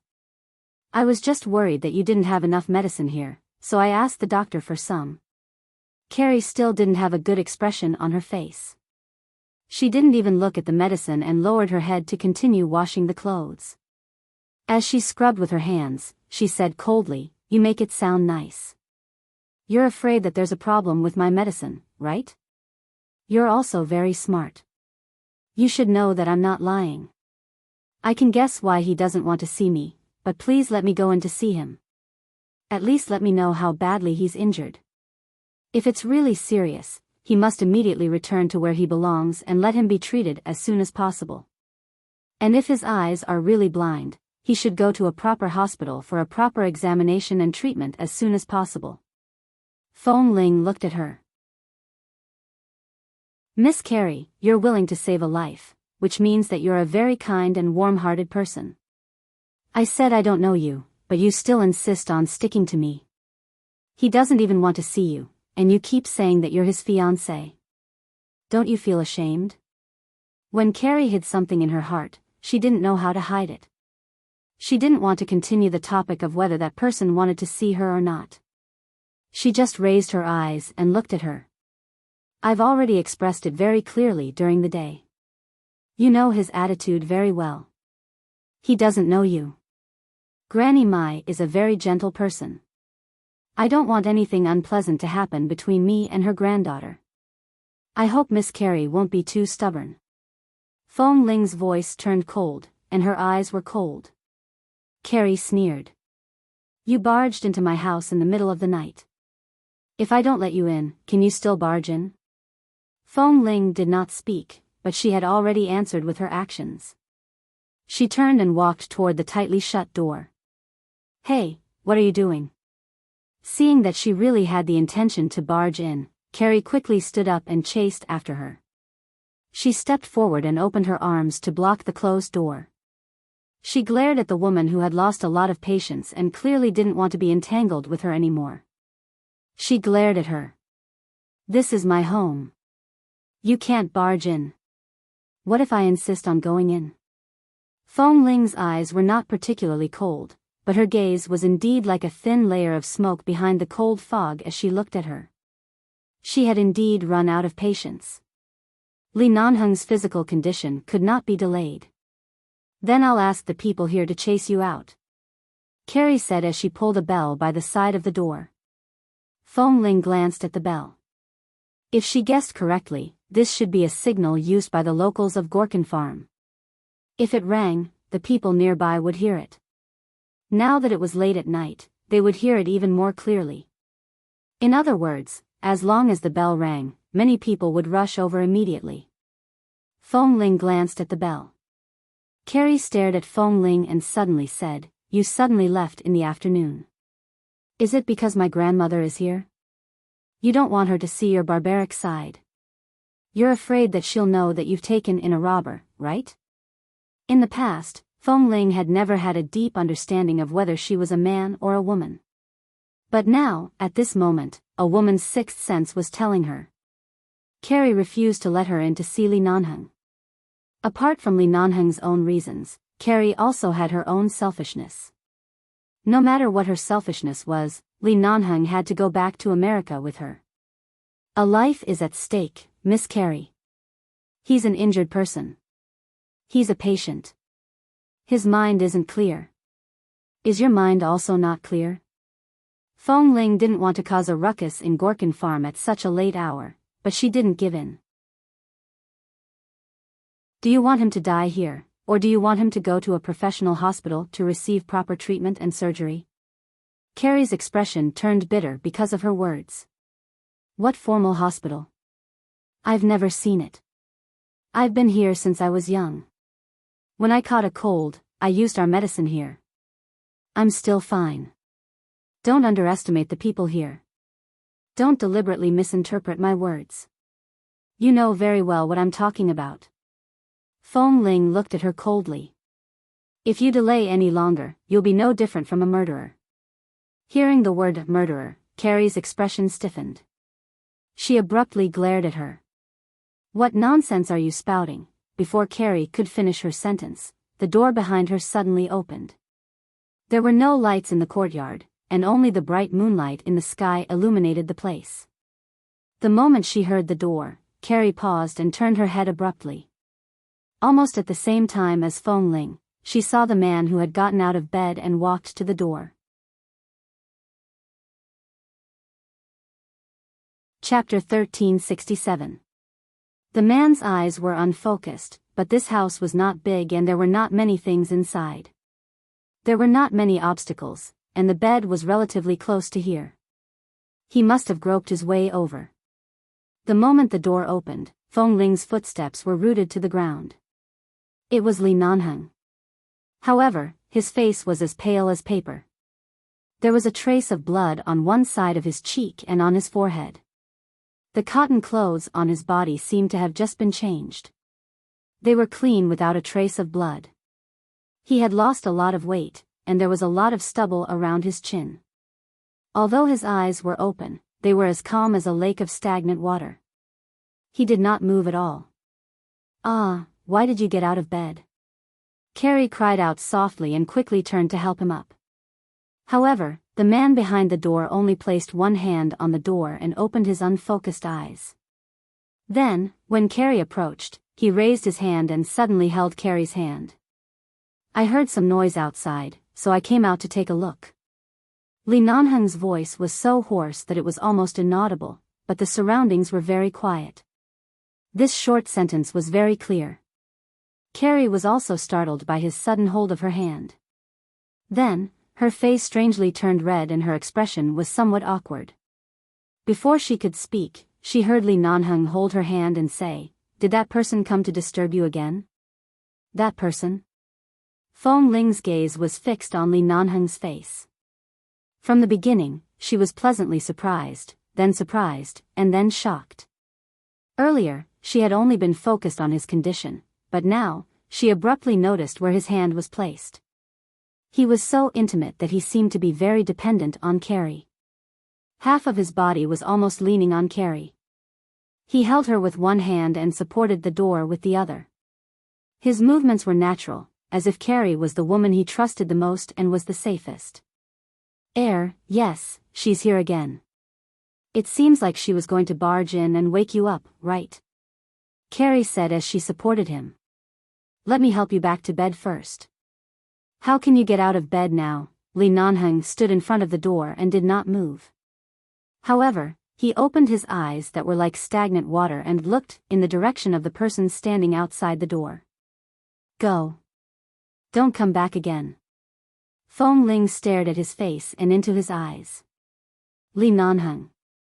The man's expression was very calm, and his voice was still faint and unfamiliar as if he really didn't know her.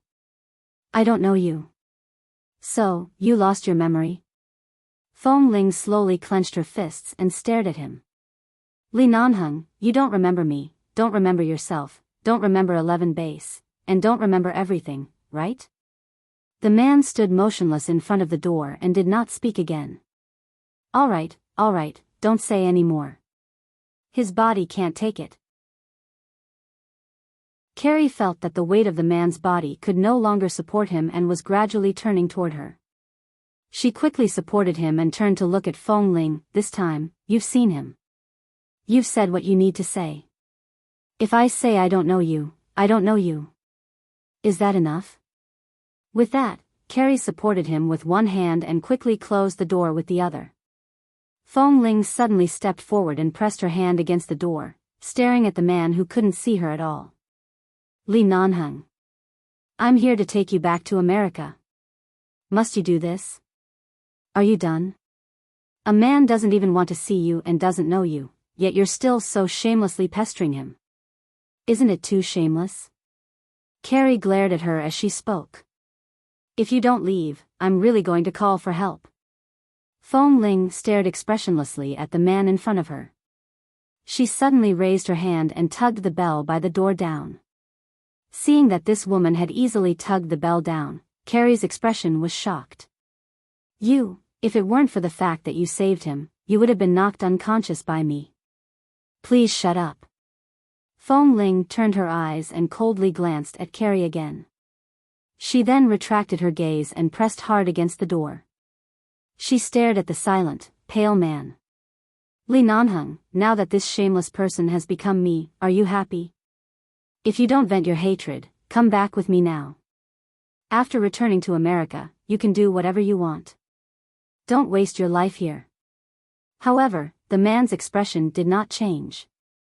He only took a step back to avoid Feng Ling's aura. At the same time, he turned his pale face away and lowered his head to speak hoarsely in Carrie's ear, "Close the door." When Carrie heard his words, she felt that his weight on her body was becoming heavier and heavier. She was afraid that she really couldn't hold on any longer. She quickly pulled out the latch from the door and raised it to Feng Ling. "If you don't leave, I'm going to hit you." However, Feng Ling did not even look at her.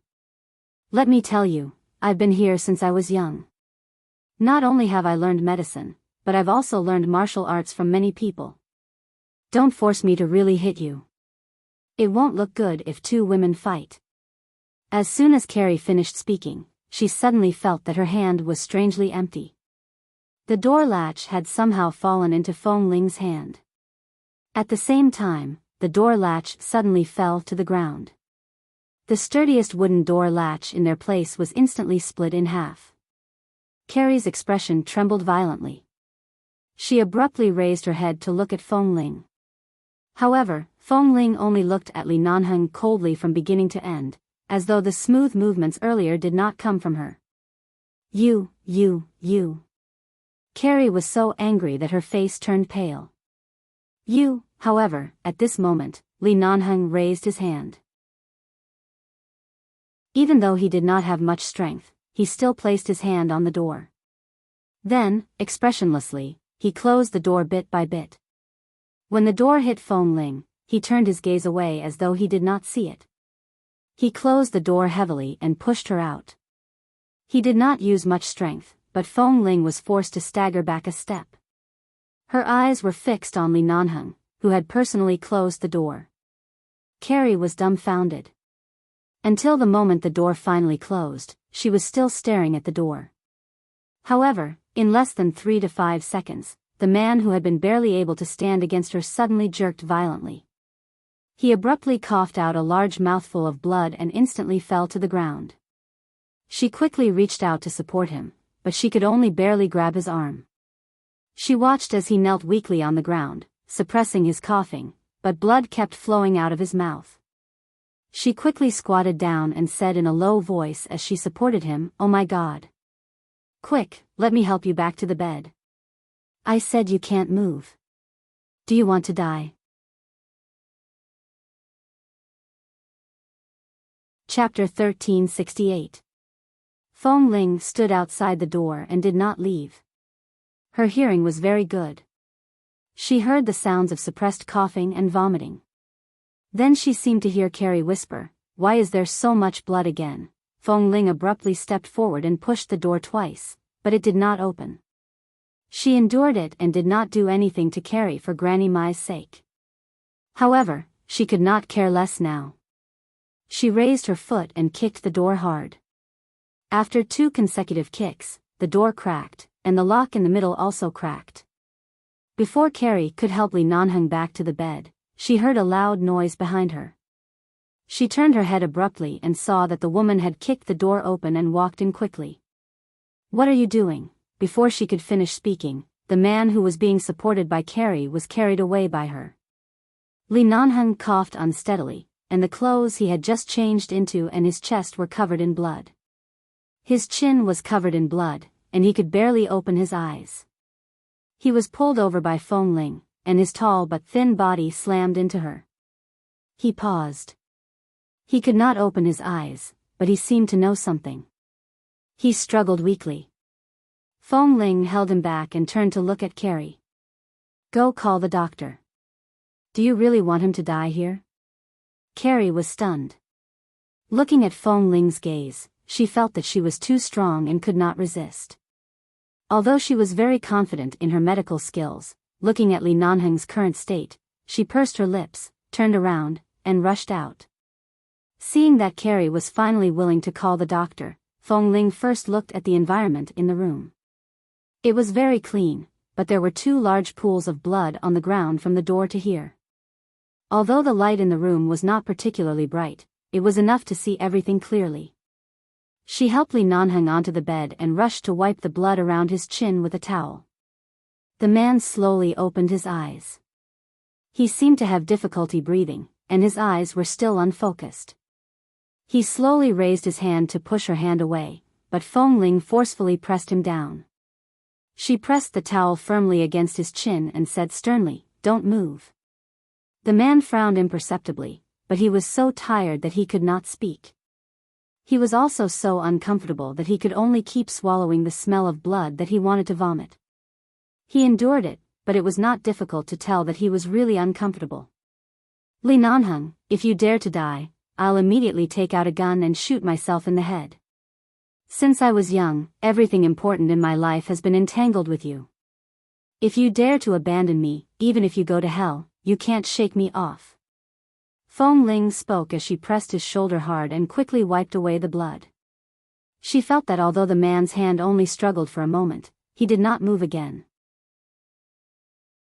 She didn't know if it was because he really did not have the strength or because of her words. But at the very least, he could not beat her now. It was difficult for him to even stand up. The arrogance he usually showed in front of her was gone. What could he use to fight with her? She wiped away the blood on his body and looked at the cotton clothes on his chest that were dyed red with blood.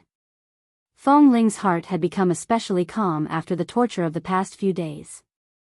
Even if the man she had been searching for a long time was likely to die in front of her in the next second, she had to remain calm.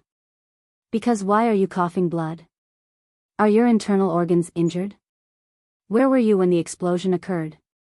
Were you affected at the edge or were you shaken into the water at the center of the earthquake?" Feng Ling asked as she tugged at his clothes. Li Nanheng was indeed powerless to resist. Even though he knew what she was doing, he could only raise his hand weakly and then place it weakly on his lap.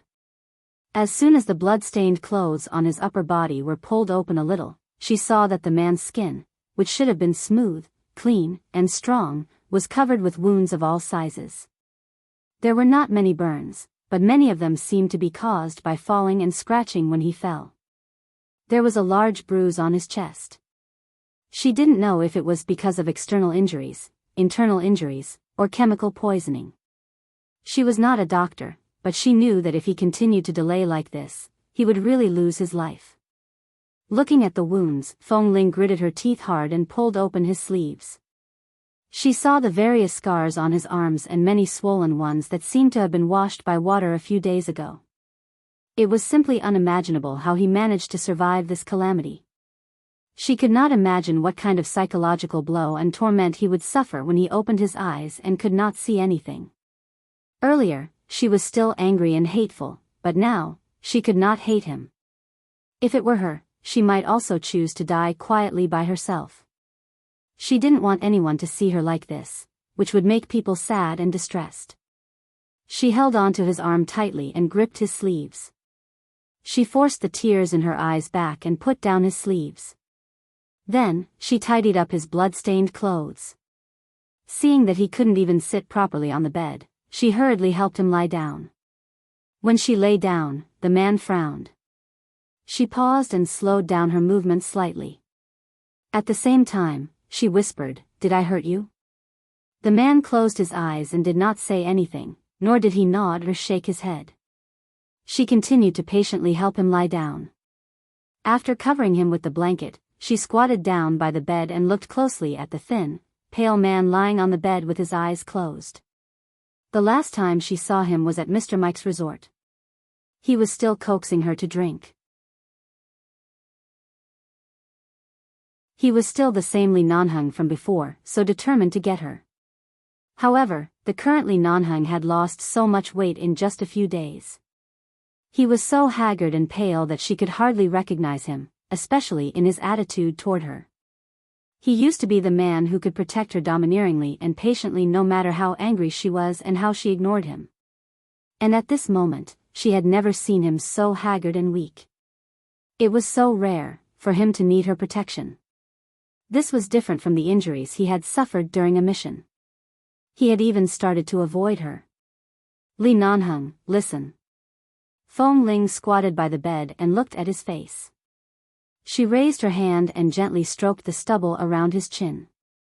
As a man, you have to keep your word. If I lose, you have to go back and marry me. Seeing that he did not speak and did not turn his head, Fong Ling could not tell if she was comforting or mocking him. She said indifferently, I didn't expect that a man like you, whose heart is thicker than a mountain and bigger than the sea, would feel inferior. So what if you can't see? Isn't your face not ruined? Can't you still rely on your face to eat? Why are you hiding?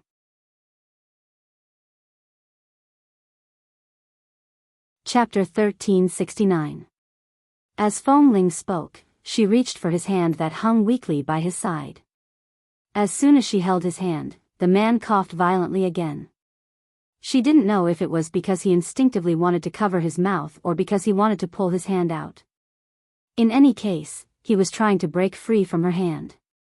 Fong Ling didn't force him. After the man pulled his hand out, the suppressed cough made the pain in her heart that she had been deliberately suppressing emerge bit by bit. He suddenly couldn't help but cough violently again on the bed, and blood that he couldn't suppress flowed out of his mouth. Fong Ling quickly stood up and was about to help him sit up. It was too uncomfortable for him to choke back the blood. However, as soon as her hand touched his shoulder, the man seemed to have been electrocuted and suddenly shook her off. At the same time, he swung her hand away. Perhaps due to overexertion, the blood all over his body and chin made him look like a lonely soul who had just crawled out of a pool of blood. He looked extremely terrifying and pathetic. Then, he pushed away her hand that was about to reach out to support him again. However, because of his unstable body, he sat on the bed with one hand and staggered for support. He spat out another mouthful of blood and said in a low and hoarse voice, "Why are you still here? What are you doing?" Fong Ling frowned. "You still want to chase me away at a time like this? Li Nanheng, are you? Go." The man's face was filled with pain, and there seemed to be some impatience in the pain. He refused her touch and only pushed her hand away again and again. He staggered and lay on the edge of the bed. There were still traces of blood and foam in his mouth, and when he spoke, blood flowed out of his mouth. "Go." Fong Ling was pushed away by him again and again, but she couldn't get angry at all. Seeing him like this, the pain in her heart spread bit by bit to her limbs. She quickly bent down to help him up. "Boss." This call of "boss" caused the man, who was trembling in pain and so weak that he could barely open his eyes, to frown imperceptibly. Fong Ling gripped his shoulder tightly and helped him sit up. "Don't push me. You can't leave someone by your side right now." Li Nanheng didn't look at her. Seeing that in just a few days, he had become so thin and pale that even the blood vessels under his eyelids could be seen clearly, and his body was so cold that all the warmth was about to fade, she quickly pulled the quilt on the bed over him and held him firmly in her arms like how he used to protect her in the past, not giving him the slightest chance to break free. She pressed her face against his, and her voice was close to his bloody mouth as she said, "Don't chase me away, let me accompany you, don't chase me away again." Li Nanheng clearly wanted to chase her away, but he didn't have the strength to do so. He only frowned and slowly turned his face away, not allowing her to use her fair and clean skin to rub against the blood on his mouth. 3 or 4 minutes later, the sound of hurried footsteps came from outside. It wasn't just one person's footsteps. Carrie had already called the doctor over. She rushed in and saw the man wrapped in the blanket tightly in Fong Ling's arms. There was blood by the side of his mouth and on the bed. Carrie immediately cried out softly, "Is he coughing up blood again? He clearly looked much better after waking up a few days ago. Why is he vomiting blood so badly these 2 days? Uncle Mona, quickly look at him. I clearly used the right medicine." The doctor, who was addressed as Uncle Mona, had gotten to know Fong Ling in the past few days. Seeing that the man's condition was indeed not good, he did not care about being polite and walked over. However, just as the doctor was checking Li Nanheng's injuries and was about to remove his clothes, Li Nanheng seemed to be half awake again. He suddenly raised his hand to block the doctor's hand. "Are you still conscious?" As Dr. Mona had known Granny Mai for many years, he knew some simple Chinese that sounded a little awkward.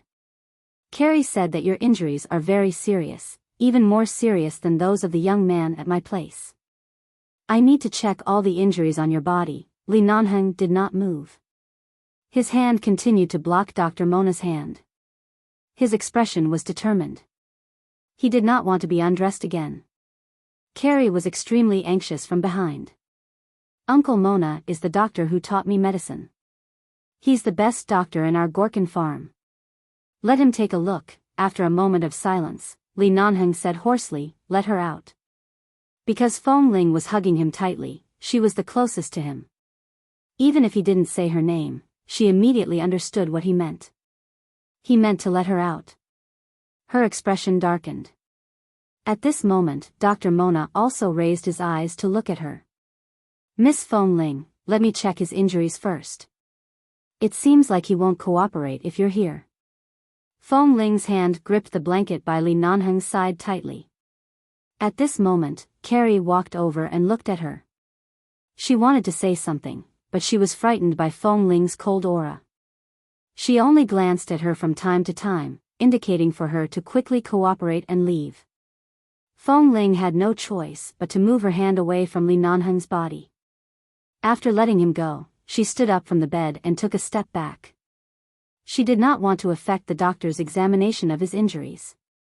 She could stand further away. The doctor did not say anything else. He was about to unbutton Li Nanheng's clothes when the man on the bed raised his hand to stop him. He coughed again and coughed up blood again. The moment he coughed up blood, he said hoarsely with difficulty, let her out. Feng Ling's expression did not show any emotions. She only looked at the man on the bed who repeatedly wanted to let her out. This. Dr. Mona could actually forcefully hold the patient down because he was out of strength, but even though this man was so injured and weak, he inexplicably felt a sense of oppression that he did not dare to forcefully hold him down. He could only turn back to look at Feng Ling, quickly go out. He doesn't want to see you at all. I saw that he coughed up blood especially badly these 2 times. It's all because of your appearance. He was originally fine. If you weren't here, he wouldn't have been so agitated and wouldn't have been like this. Hurry up and get out. Carrie also muttered unhappily, I've been chasing you away, but you're still here. Now that the doctor is here, you're still in the way. Feng Ling slowly clenched her fists and then loosened them. All right. With that, she turned her gaze away and walked out of Carrie's room.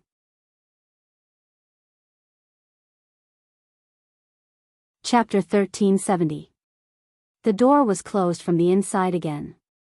Through the door, she could no longer hear anything inside. Everything was quiet. Feng Ling stood outside the door and turned back to look at it. She stood outside for a long time until Granny Mai rushed over after hearing the news. Seeing Feng Ling standing outside the door, she immediately approached. Since the doctor is here, don't worry. I heard about Carrie going to look for the doctor. You have already seen your friend, right? Feng Ling did not speak. She stood there and looked at the tightly shut door without saying a word. Seeing her expression, Granny Mai could not bear to see her like this. She raised her hand and gently patted her back. Child, since he's still alive, there's always hope. Be patient. Feng Ling pursed her lips slightly, but her smile was not obvious. It was clearly a polite response to Granny Mai and she continued to remain silent. From night to dawn, from dawn to noon. Granny Mai came and left. In the morning, she prepared some food and brought it over. Seeing that Feng Ling was still standing in the yard, she saw that Feng Ling was still standing in the yard. The door had not been opened for the past few hours. Carrie and the doctor had been inside. She didn't know how they were doing, so it wasn't appropriate for her to ask. She could only persuade Feng Ling to eat something. Feng Ling thanked the granny, but she was really not hungry and could not eat. It was almost afternoon when Granny Mai came again. Seeing that she was still standing outside, she said, "It's going to rain soon. Our place is close to the desert. It's rare for it to rain once a year. From the weather, the rain shouldn't be light. Come back with me first. Come back when the doctor gives you the news. There's no need, Granny. Even though Feng Ling had been standing outside for a long time, her legs were not so numb that she could not move. When she was punished in the base, it was common for her to stand for an entire day with a heavy bag. She said to Granny Mai, "But I still have to trouble you with one thing." "Speak." "When the door opens, your granddaughter might not agree to let me in." Feng Ling's words stopped there, but Granny Mai quickly understood what she meant. She nodded. "I'll talk to her properly. Although she's a little impatient, she doesn't have any bad intentions. She'll definitely listen to me." "Thank you, Granny." The Gorkin farm was located at the edge of the desert, and all the water they usually ate and used depended on the river. It really didn't rain here all year round. If it rained twice a year, it would be a blessing from the heavens. This rain was indeed very heavy. According to Granny Mai, this was the heaviest rain she had seen in the decades since she came to Gorkin farm. Lightning flashed and thunder roared, pouring down in torrents. The sound of rain could be heard. Usually, when the people here saw rain, they would be happy as if they were celebrating a festival. However, although the sound of rain was clear outside, Carrie's small house was filled with the smell of medicine. The man on the bed had already been changed by the doctor inside and out, and the wounds on his body had also been reapplied with medicine. After being fed medicine, he had slept twice, and after waking up, he would fall asleep again in less than an hour. He was really exhausted, and the burden and exhaustion on his body and mind were too heavy. Dr. Mona stood by the medicinal stone table in the small house, patiently mixing medicine as he spoke in the local language. "It's raining outside?" Carrie made an N sound. "It sounds like it's raining."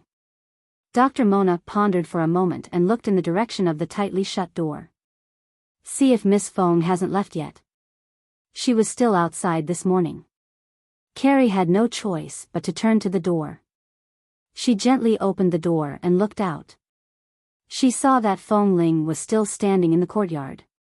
She had not moved a single step since last night. The rain was pouring, but she was still standing there, standing straight in the rain. Although this small town was barren, the ratio of men to women was still considered normal. There were quite a few women, but Carrie had never seen such a righteous woman who did not seem to be delicate at all. She was clearly a young girl. At first, when she stood outside, Carrie thought that she was just trying to hurt herself. She thought that she wanted to use this method to force the person inside to feel sorry for her so that he could let her in. However, when the person inside found out that she had been standing outside, he did not say anything. He did not wake up much the entire day, and his body could not bear the burden. He was half asleep the entire time. Even if he knew that Feng Ling was outside, he did not have the strength to say anything. And this Feng Ling, from last night until now, had not eaten, drank, or left. She did not cry or shout outside. She quietly did not come in to disturb them, but insisted on standing outside and did not take a step away. Even though it was raining heavily, she still stood there like a tree. She had never seen such a woman, but for some reason, Carrie could not hate her. After watching for a while, she gently closed the slightly open door and turned back to whisper to the doctor, "She's still standing there, being drenched by the rain." At this moment, the eyelids of the man sleeping on the bed moved slightly, but he didn't move at all. It seemed that he wanted to open his eyes, but he didn't have the strength. After a long time, he finally opened his eyes, but he still couldn't see anything. He could only hear the sound of rain, lightning, and thunder outside the window. It was as if the sky was leaking, and it was pouring down. Feng Ling stood outside. Although it was raining heavily, she did not feel cold. This place was always hot in the 30s all year round. It was rare for it to rain. Although it was cool, it was not cold. After being in the rain for so long, Feng Ling's mind was probably drenched by the rain. She was abnormally awake. She seemed to recall such a scene. When she returned to the Feng family, she was in the room for 2 days because of gastric bleeding and a high fever. Later, the servant said that Li Nanheng was outside. At that time, she did not want to see him, so he guarded her outside for a long time. He did not force her to come in to see her. He just stood there and guarded her. When she got out of bed and walked to the window, she saw him standing outside. Time went back and forth. She didn't expect that there would be such a day. Everything was reversed. He was inside, and she was outside. The man who had once wanted to embrace her into his world was now refusing to acknowledge her and see her. Now, she finally knew what Li Nanheng was thinking when he stood outside. He only wanted to accompany her. He did not need to obtain anything. He just wanted to accompany her. The rain dripped down her eyelashes and climbed onto her face. Feng Ling quietly placed her hand on her leg and looked at the house in front of her. Even when the sky turned dark again, the rain still did not stop. She walked in front of Feng Ling and said unhappily, "Go in. The rain is too heavy. Even if you don't feel cold, it's not good for your body to be soaked in the rain. Uncle Mona has too many patients recently. He doesn't want another one like you." Feng Ling didn't know what to say. She didn't say anything.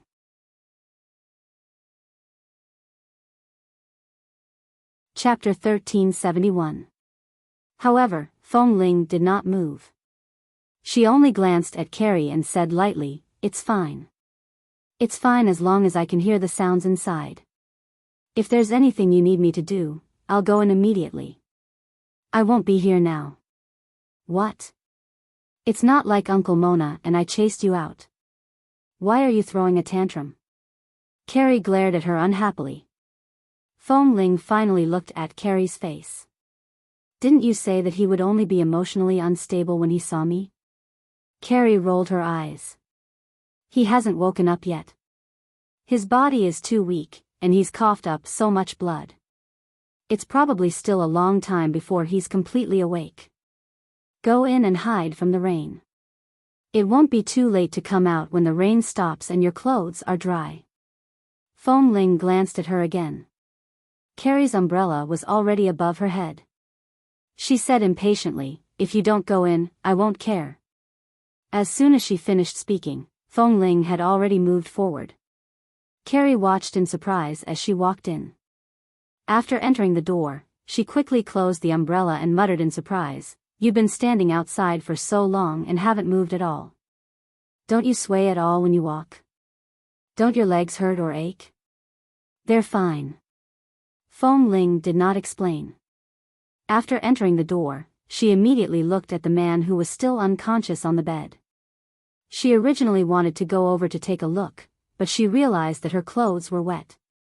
After being drenched in the rain, it was probably not good for him to go over with the cold air, so she decided not to go over. She walked to Dr. Mona and gave him a grateful look. Dr. Mona didn't say much and just smiled politely.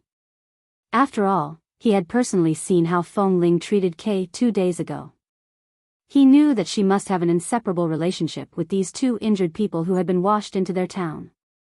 Furthermore, this Miss Feng's character was not bad.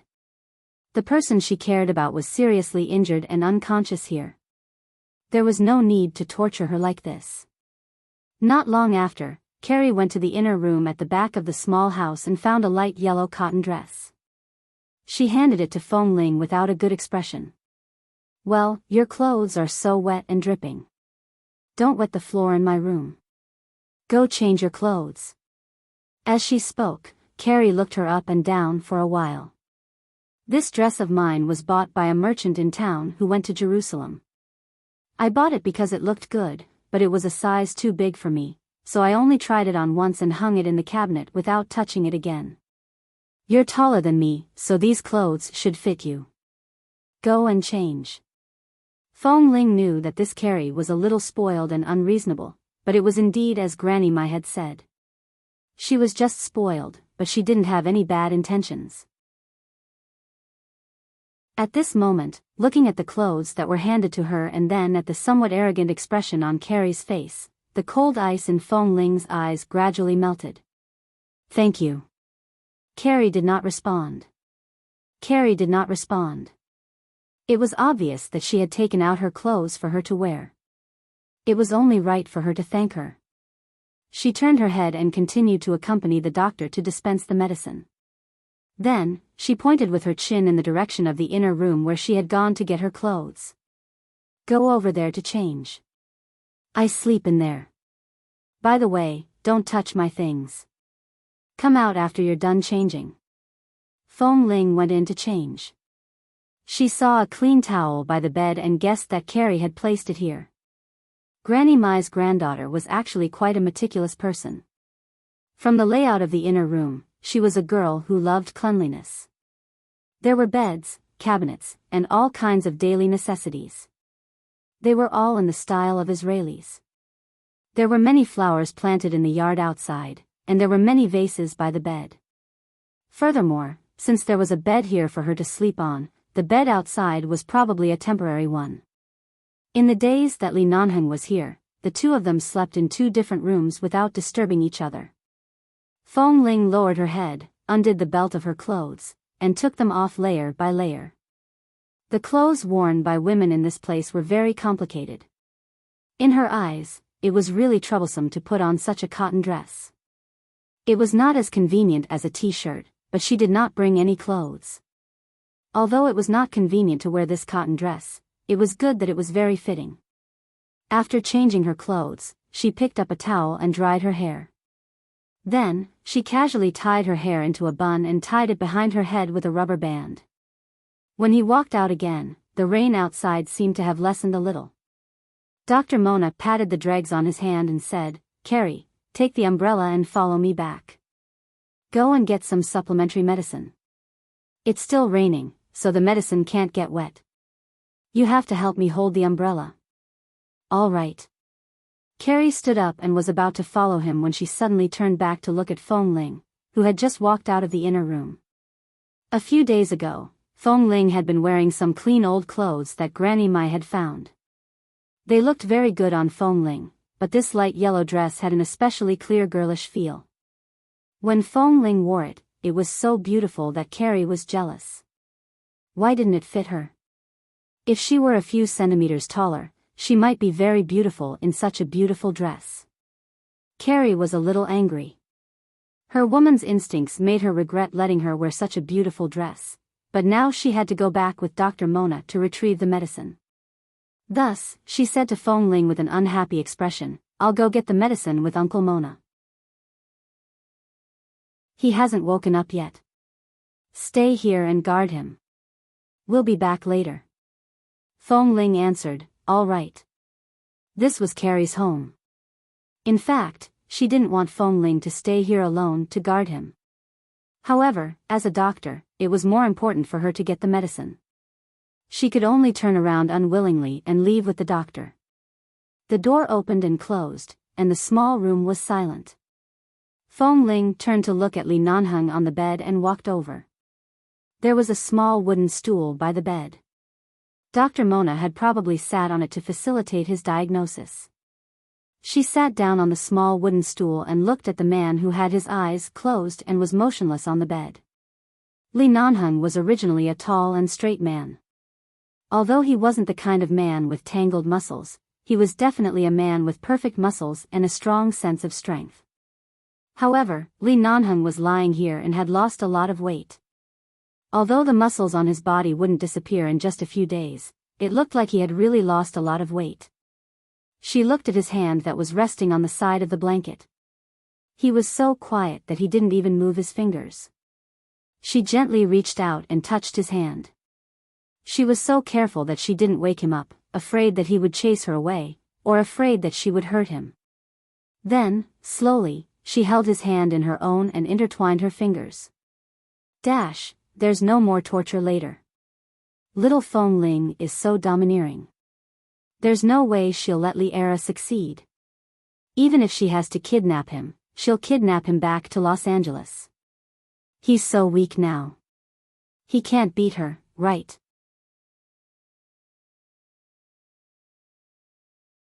Chapter 1372.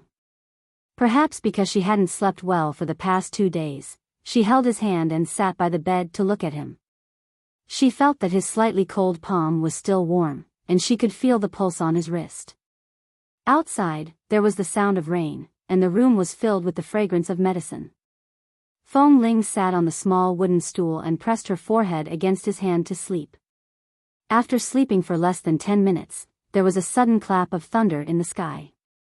Fong Ling opened her eyes with a jerk, only to see that Li Nanheng was still sleeping. The temperature of his hand had always been warm, and the intermittent beating of his pulse was maintaining his extremely fragile life. Fong Ling opened her eyes to look at him. She held his hand tightly and moved the small stool forward, leaning even closer against the bed. She held his hand while looking at the man's weak and sleeping face. From Washington to New York, to Jerusalem, to this Gorkin farm, she had searched for him for so many days. Now, he was still alive. Even if he was seriously injured and unconscious, he at least had a peaceful breathing and vitality. She could feel his temperature and see his existence on her fingertips. As if she had thought of something, Fong Ling slowly raised his hand and pressed his warm palm against her face. She gently rubbed his hand against her face and kept looking at him. At this moment, the sound of hurried footsteps came from outside. Carrie and the doctor hurriedly brought the medicine back. At this moment, the sound of hurried footsteps came from outside. Carrie and the doctor hurriedly brought the medicine back. After entering the door, Carrie shook off the water on the umbrella and turned to see Fong Ling standing by the bed. She then looked at her holding Li Nanheng's hand and wanted to say something. She endured it and did not speak. In the blink of an eye, she saw that the doctor gave her a look and asked her to continue helping. Carrie had no choice but to follow.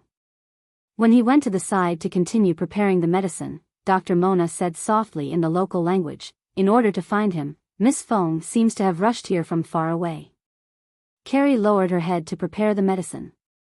She did not reply, but her expression was clearly unhappy. "He doesn't belong to you," Dr. Mona said again. Carrie pursed her lips. After a long while, she said, "I know. It's good that you know. There are many men in our town who like you. There's no need for you to care too much about an unknown outsider. Besides, it's obvious that they're a very affectionate couple." Carrie was depressed for a long time before she said, "Uncle Mona, I've never thought that an Asian man was so good-looking before. When I brought him back from the river that day, I only wanted to save him.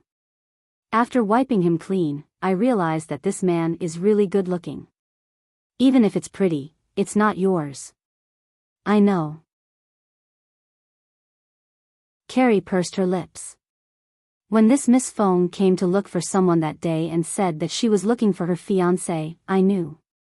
Looking at her indignant little eyes, Dr. Mona smiled. He knew that she knew her limits and just didn't know how to restrain her emotions, so he didn't say anything else. He only reminded her one last time, "You're a doctor." "Yes." Fong Ling couldn't understand their conversation, but she had no time to listen because Li Nanheng had woken up. His fingers moved first. He probably felt that someone was holding his hand. He instinctively wanted to move his hand away, but she held it tightly. He opened his eyes. Even though he couldn't see, he didn't move much. However, he seemed to know who was holding his hand by the bed. Seeing that he had woken up, Fong Ling quickly got up. As though afraid that her existence would agitate him again, she did not dare to speak. She only turned to look at the doctor for help. Seeing this, Dr. Mona walked over. Only then did Fong Ling let go of his hand. When she let go, the man did not habitually grab her like before. Instead, he quietly placed his hand by the bed and did not make any unnecessary movements. The doctor went to check on his current condition. Fong Ling kept her gaze on the bed, unwilling to leave it for even an inch. 10 minutes later, the doctor retreated from the bedside. She saw that Li Nanheng had already closed his eyes again, but his eyes seemed to be slightly red. It was probably because his eyes were uncomfortable and not because he had fallen asleep again. Dr. Mona turned back to continue preparing the medicine. At the same time, he said a few words to Carrie. After listening for a while, Carrie turned back to translate for Fong Ling. Uncle Mona said that he applied medicine to his eyes during the day. Later, his eyes were probably uncomfortable from the stimulation of the medicine, so he took it off again. He just woke up. When he opened his eyes, there were still some remnants of medicine around his eyes. That's why his eyes are red. Don't worry. Fong Ling did not say anything but nodded gratefully at Carrie. Carrie looked at her unwillingly, but there was nothing she could do. No matter how natural enemies women were, at this time, she could only be considered a doctor. She had only saved a man. She couldn't really snatch a man from someone else.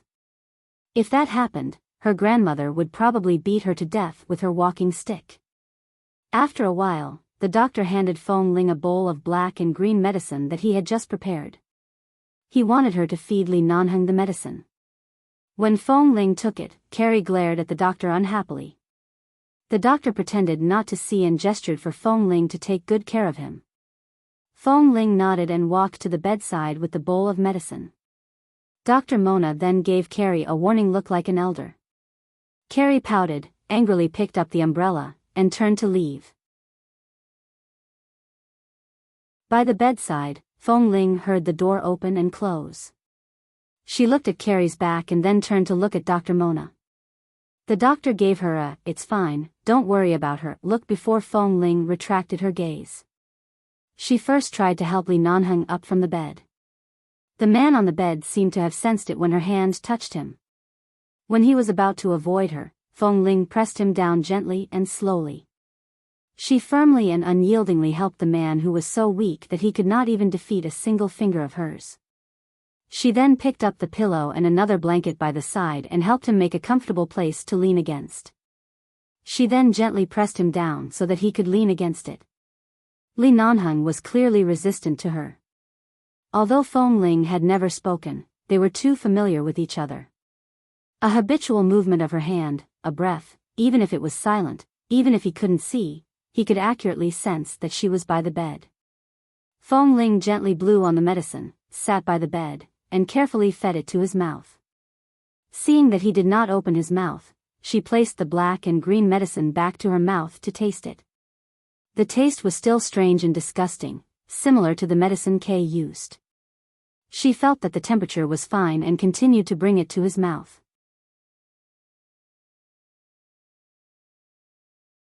Chapter 1373. Li Nanheng did not drink it at first, but Fong Ling used a spoon to gently pry open his motionless lips and fed him the medicine bit by bit. The man frowned, as though he felt that her hands would be sore if she kept raising them like this. After holding on for a long time, he opened his unfocused eyes and calmly ate the medicine.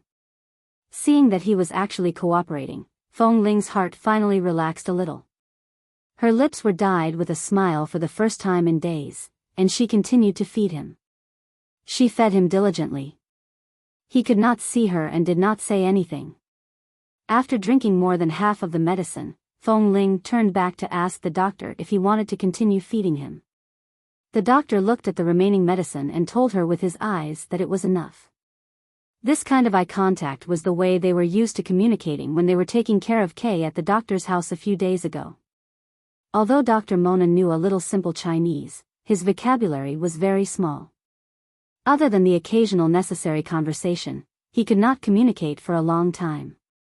Fong Ling put down the bowl and picked up a clean towel to gently wipe the medicine stains by his mouth. The man did not resist. Although he could not see, his eyes did not stay in her direction. He was clearly tilting his head and not looking at her. Fong Ling was here tonight, especially after Li Nanheng woke up. She did not say a word. Even though they knew each other well, she did not speak. She only sat by the bed and watched him take care of him. Even if there was an obvious indifference in his eyes that kept people 1,000 miles away. Late at night, Carrie had yet to return. Granny Mai came over and brought them some food. She then told Fong Ling that Carrie had gone to her place to spend the night and that there was no need to worry. Not long after, Dr. Mona also went out for an emergency because a child from a family in the town was sick. He asked Feng Ling to stay here alone and prepared the medicine to be heated by the side. Late at night, although this was Carrie's room, the room was quiet and only the two of them were left. Feng Ling silently sat by the bed and watched the man who had already laid down again. Li Nanheng closed his eyes, and the redness around his eyes had mostly recovered. She tentatively reached out to touch his eyelids to see if there were any signs of his eyelids heating up. However, when her hand was still a centimeter away from his eyes, the man abruptly raised his hand to hold her wrist. Although Li Nanheng was not strong, his intention to stop him was obvious. Right now, his eyes were the most sensitive part of his body and heart. Feng Ling withdrew her fingers and looked down at him. After a long while, she finally withdrew her hand and said softly, "Li Nanheng." The man closed his eyes and did not respond. He only quietly placed his hands back to his side. When he heard her voice, he did not have any extra reaction. It was as though a completely unrelated person was disturbing his sleep. He merely adopted an attitude of ignoring her. Seeing that he was not agitated, Feng Ling confirmed that the 2 times he coughed up blood were coincidences. She leaned closer to the bed and whispered, "Boss Li." Hearing these words, the man on the bed still did not have any reaction. "Kay lost a leg," she said softly. "Do you know?" Finally, this news that he had only learned after being unconscious for many days caused the man's brows to furrow silently. Although it was not obvious, even the slightest fluctuation in his emotions could still be captured by Feng Ling, who was sitting by the bed. She continued, "He knows that you risked your life to save him, so even though he lost a leg, he at least saved his life." The room was quiet. There was only the disgusting and bitter smell of medicine that was acceptable. Feng Ling's voice also appeared very quiet in this quiet room. Her clear and clean voice clearly broke through the dark fog of the night and penetrated the high walls layer by layer. "If, at this time, Kay gives up the chance to be treated because he has no leg and some symptoms caused by chemical poisoning, would you hate Iron for not being strong enough? Would you want to wake him up?" Feng Ling looked at his face as she spoke. "Just like how I treat you now. If you weren't so weak that you couldn't even stand up, Li Nanheng would slap you a few times first." Speaking up to hear, Feng Ling suddenly smiled self-deprecatingly and looked at the man who had closed his eyes without any reaction. "Are you scolding me in your heart? I've never been very gentle to you, have I? I still remember what you said to me. Now, I can ask you the same question." She leaned against the bed, leaned close to his ear, and whispered, "Li Nanheng, you've been a tyrant in my life for more than 10 years, stirring up waves after waves in my life. Now you say you don't remember me, and you say you don't remember me? Do I agree?" He did not speak, and Feng Ling was not anxious. Anyway, she knew that he was awake. "Speaking of which, the last time we met was in Washington. You should know how I was drunk step by step the night before." Feng Ling's voice was clear. "Why? Are you so eager to get rid of your relationship with me? Are you afraid that I'll settle the score with you? You deliberately got me drunk to trick me, didn't you?" As Feng Ling spoke, she continued to whisper into his ear. Her breath gently brushed against his ear. "You should know very well that I was already awake at that time. I remember everything that happened after I returned to the room from the hot spring. Do you want me to repeat what happened to you?" Finally, on the bed, the man who had always been calm and unperturbed, slightly turned his pale face, obviously avoiding her breath. Feng Ling, who had always been passive and was always very contradictory and unreasonable when it came to matters between men and women, took the initiative to mention that night.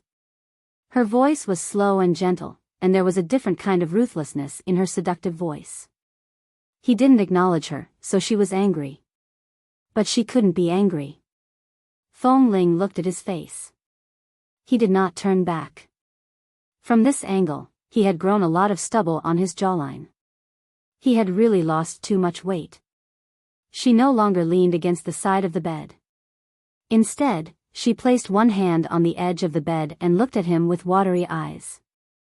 Her voice sounded calm, but she deliberately raised the last syllable. What do I look like when I'm drunk? That makes you so obsessed with getting me drunk? Li Nanheng, don't avoid my topic. Perhaps you can think of it this way. Perhaps I came here to see you alive again and to settle the score with you.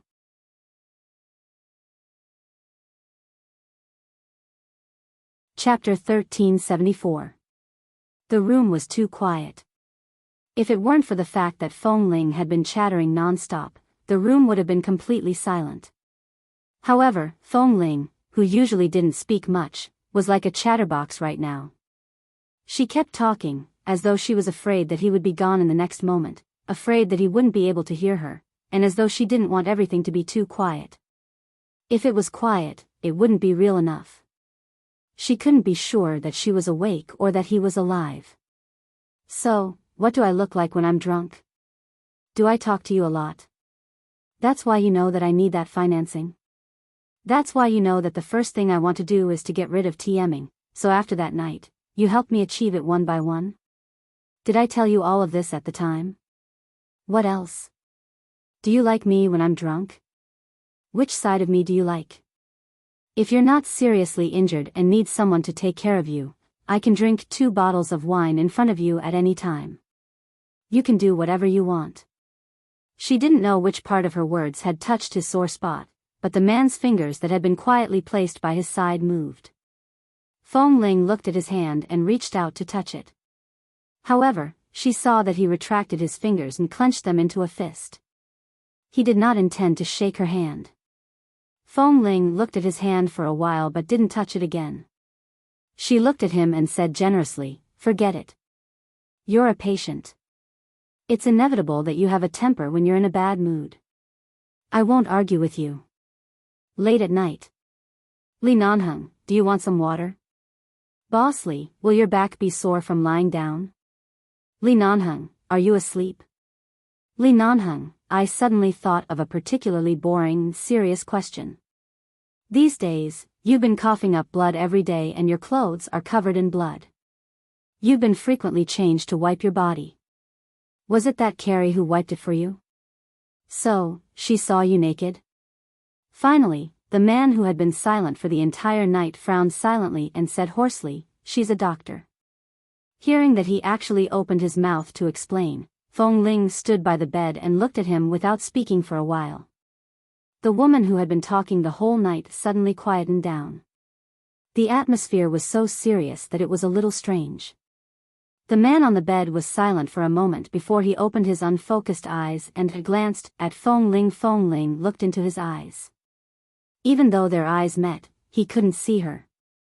However, she still stared into his eyes and said, "All these years, you've really kept yourself clean. Other than Feng Mingzhu's wishful thinking, you've never given me any chance to be jealous. But now, I'm really jealous." She was clearly saying that she was jealous, but there was a little bit of success in her tone. It was obvious that she was a little proud that she had finally forced him to speak. Li Nanheng's cold face returned to its expressionless and unresponsive state. He did not say a word. Coincidentally, Feng Ling's phone vibrated. She picked it up and saw that it was a message from Tam. They had already learned that Boss Li and Kay were here and were preparing to break through the border of Jerusalem at dawn. At the same time, they had already notified the Hall of 11 base. After reading the message, Feng Ling put down her phone and looked at the man on the bed. When the base received the news, they would definitely rush over immediately. Whether Li Nanheng was willing or not, even if they had to carry him, Feng, Han Jin, and the others would come and carry him onto the plane. However, in a place like Israel, wherever a helicopter passed by, it would cause quite a commotion and fear. She thought for a moment and sent them a message, telling them to be careful when they arrived and not scare the people of Gorkin Farm. The people here were frightened by the war, but they were kind and simple. After all, they had saved Li Nanheng and Kay's lives. Feng Ling hoped that they would come clean and leave clean. She didn't want to cause too much impact on the people here. In the morning, it rained for an entire night. The air in Gorkin Farm was moist and no longer so dry. Many people here had woken up early and were walking back and forth outside.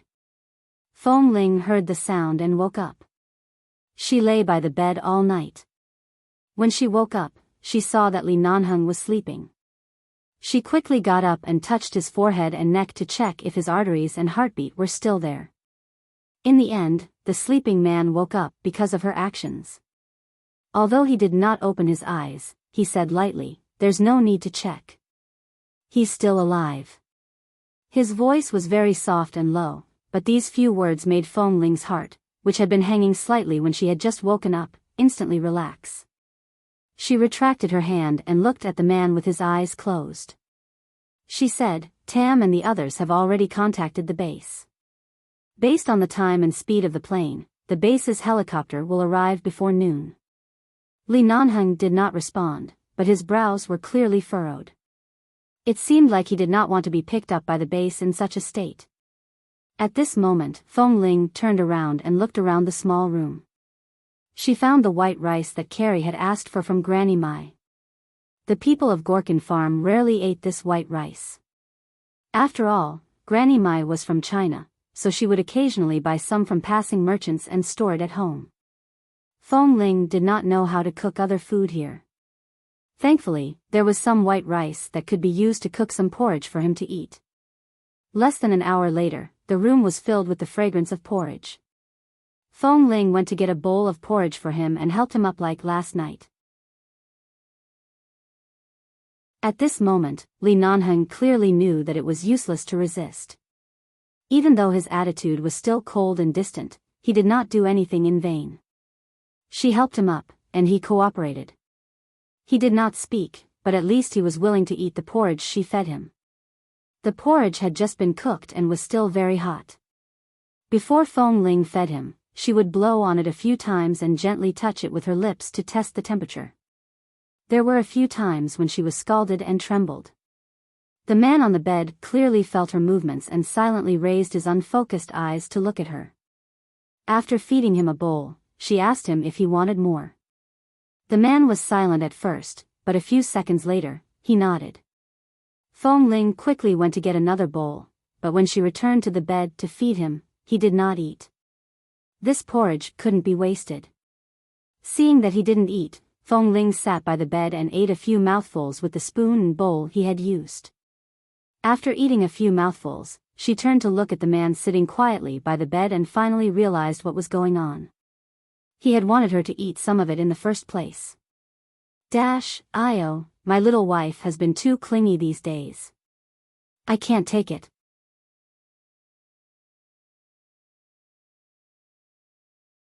Chapter 1375. It was not noon. To be precise, it was 10:00 in the morning at Gorkin Farm. Two heavy helicopters flew through the clear sky after the rain and headed straight for Gorkin Farm. Because they had received Tam's reminder not to alarm the people here, the helicopter stopped in the open space near Gorkin Farm. However, it still attracted the surprise of many locals. Some people thought that the war had spread here again, and when they saw the helicopter, they ran home in fright. Tam and Lin Cheng had already arrived by car. Ah Fong and Han Jin brought a few elite members of the base out of the cabin door. When they saw Tam and Lin Cheng, their expressions shifted between them. As members of the sniper team, they did not listen to the base's orders and violated the base's regulations. No matter what the reason was, no matter whether they had contributed or not, according to the base's standards, the two of them were now sinners of the base. However, no one treated them as sinners. Instead, they quickly walked forward and asked, "Boss, where are they now?" "Fong Ling sent us the coordinates. They're inside." Tam and the others rushed in. However, because they had alarmed the locals of Gorkin Farm, many locals had already gone home to grab their weapons, wooden sticks, shovels, and all sorts of other things. Fong Ling had indeed reminded them in a text message, but Tam and the others had come in a hurry.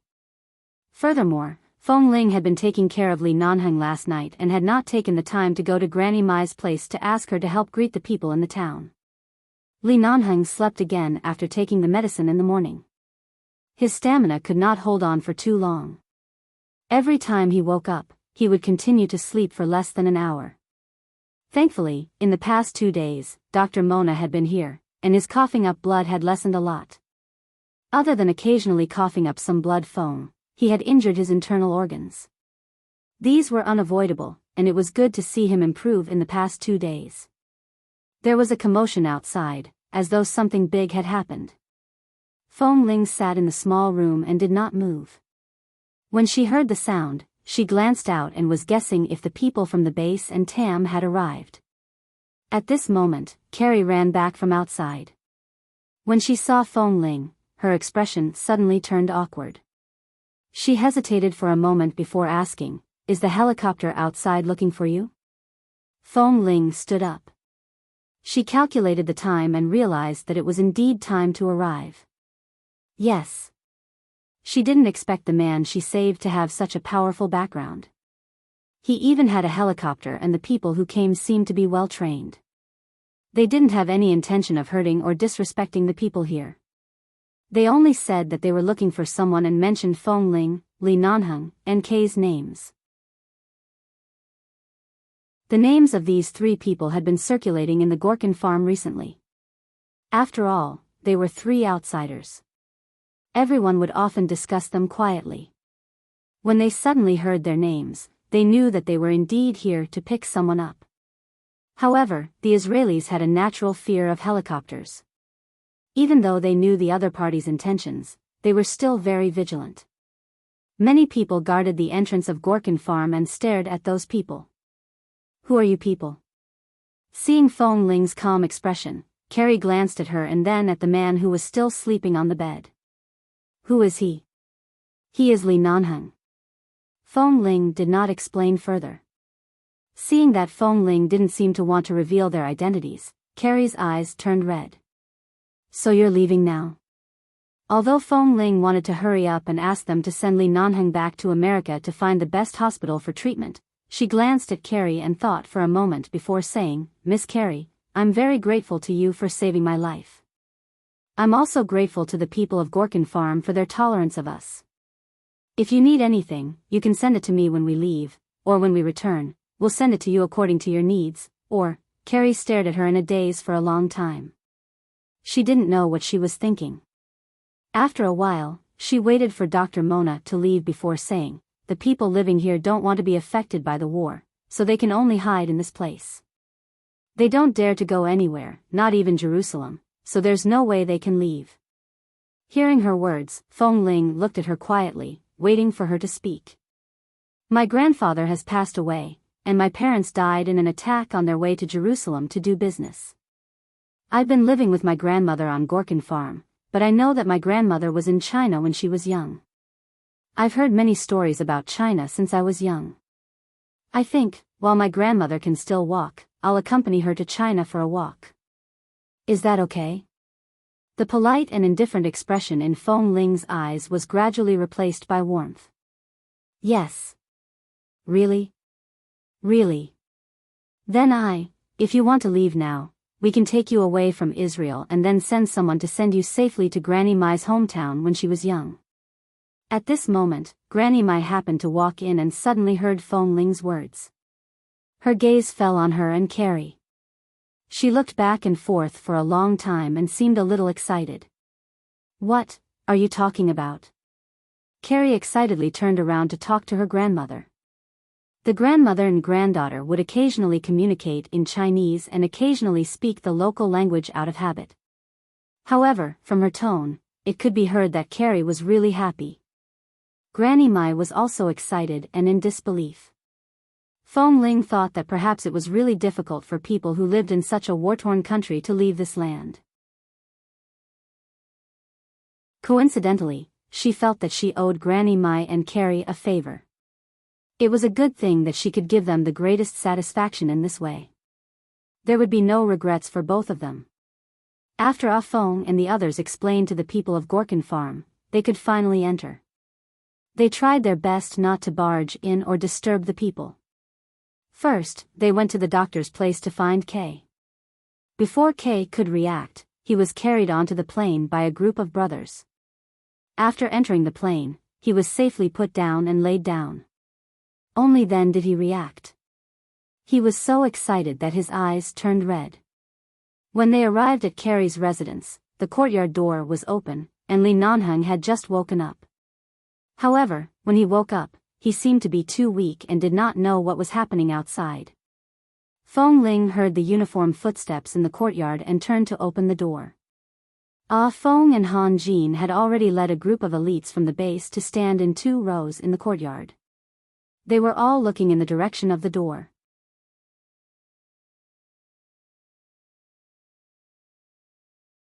Chapter 1376. Seeing that it was Feng Ling who opened the door, Feng and Han Jin walked toward the door. Feng Ling stood in front of the door and did not move. She looked at them indifferently.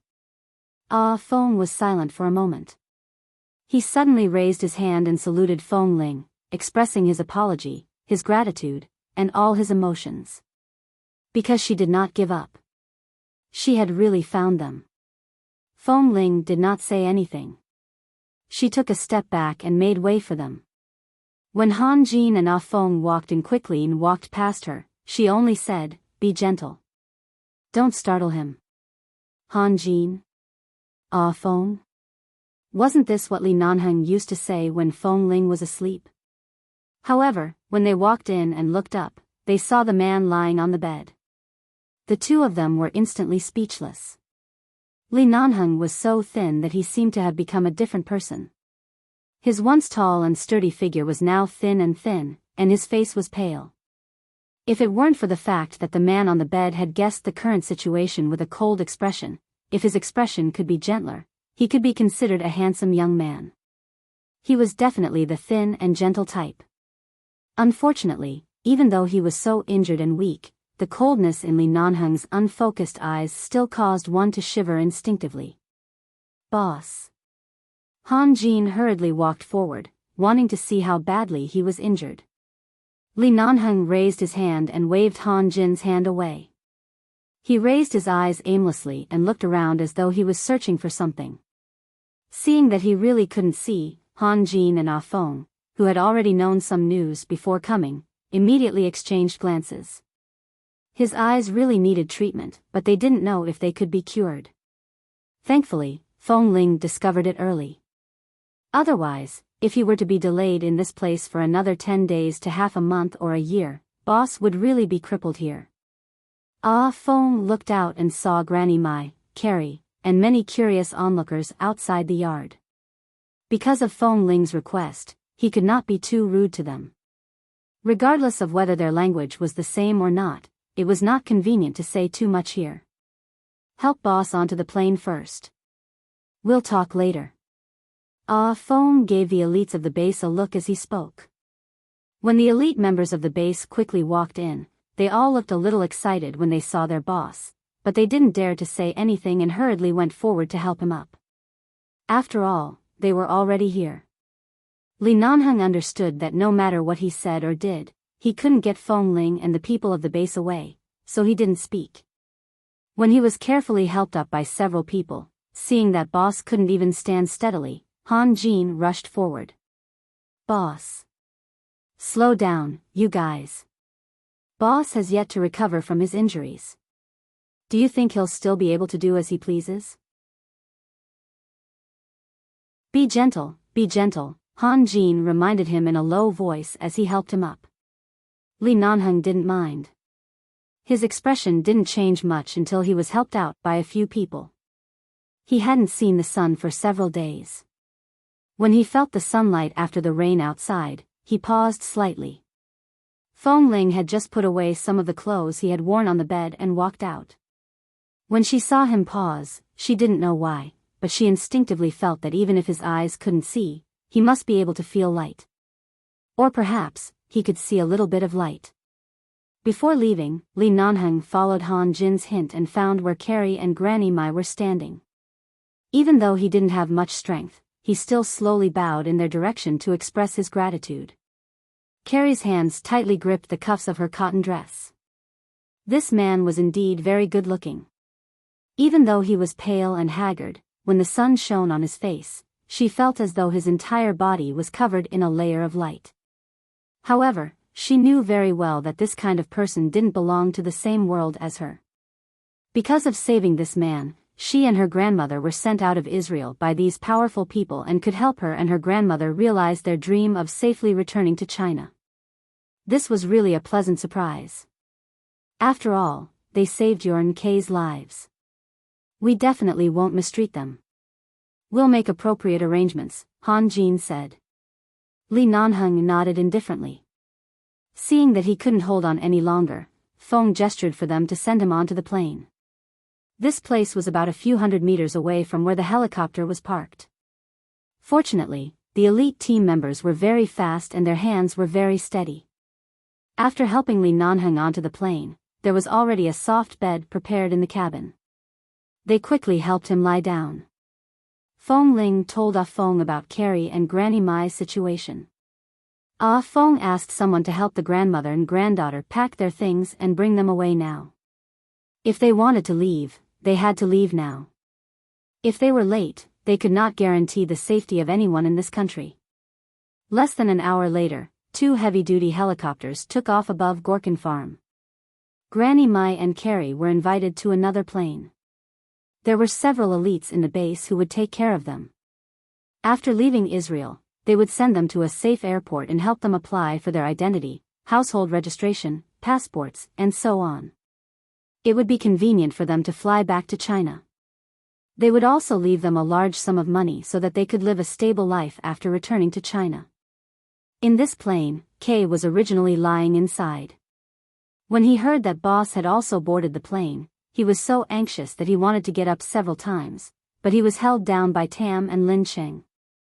They told him to rest first. After they returned, both of them would be admitted to the hospital for treatment.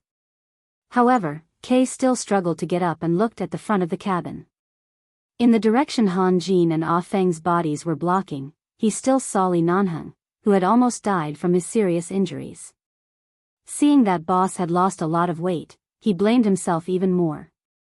Feng Ling received Kay's gaze and walked over to say, "Lie down properly. Why are you sitting up?" "I want to see Boss." "We'll see when we go back. He needs to rest." From the looks of it, although Kay's leg was broken, at least his internal injuries were not as serious as Li Nanheng's. Kay could still occasionally stay awake for a few hours, but Li Nanheng needed a long time to rest. His stamina and mental state could not bear it for too long. While Feng Ling was talking to Kay, Li Nanheng, who was surrounded by a few people, was lying on the soft bed in the cabin with his eyes closed.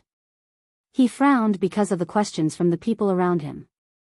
Han Jin glared at the elite members until they stopped by the bed. He quickly reached out to help Li Nanheng change his clothes. Li Nanheng raised his hand to stop him and said in a low voice, "I'll change when we go back. There's no hurry."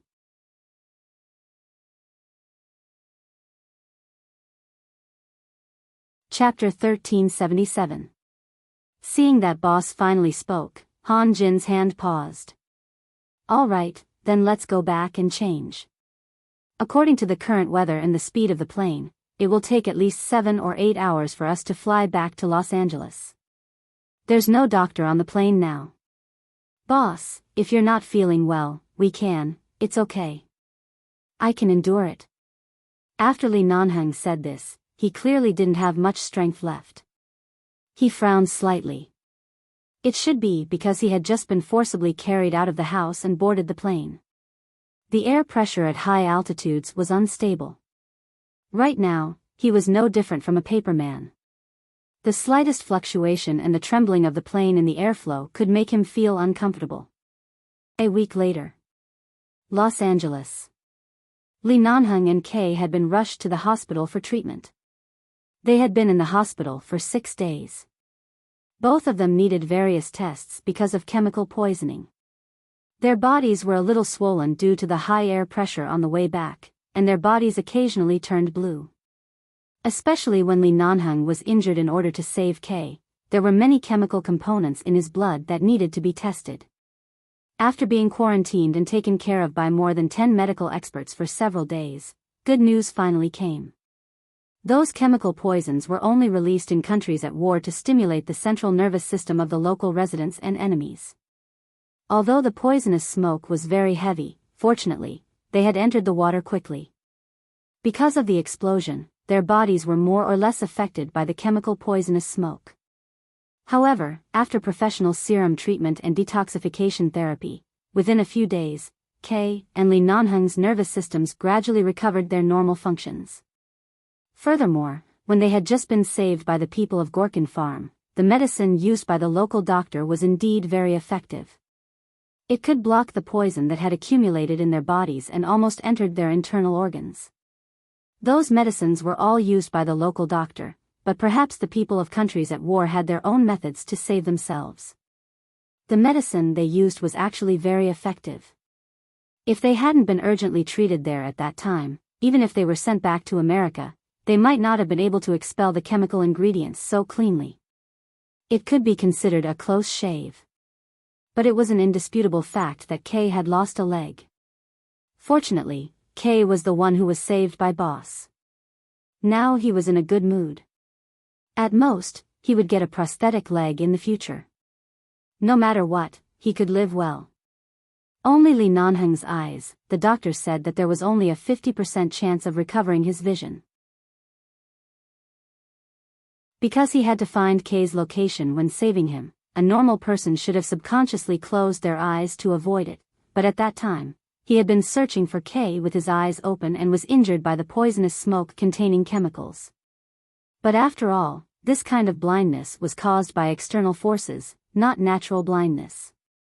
In this kind of situation, there was usually a certain possibility of recovering one's vision, but no one knew when it would recover, or if there was a chance for it to really recover. Kay had been transferred to a general ward and didn't need to continue to be inserted with tubes in the ICU. This hospital had been sealed inside and out, and only the members of the base could enter and exit. After another week, Li Nanheng was successfully transferred to a general ward like Kay, but he still needed medical staff to guard outside 24 hours a day. Fortunately, visitors were allowed to leave the ward at will. In the past half a month, Feng Ling had not entered Li Nanheng's ward. Previously, she only allowed one person to visit him for at most an hour a day. This visiting opportunity was also given to Ah Feng. After all, Feng had to explain many things to Li Nanheng. He also had to report the search situation of the base and the specific casualties to Li Nanheng. In just half a month, it seemed like more than 10 years. Feng Ling stood outside Li Nanheng's ward.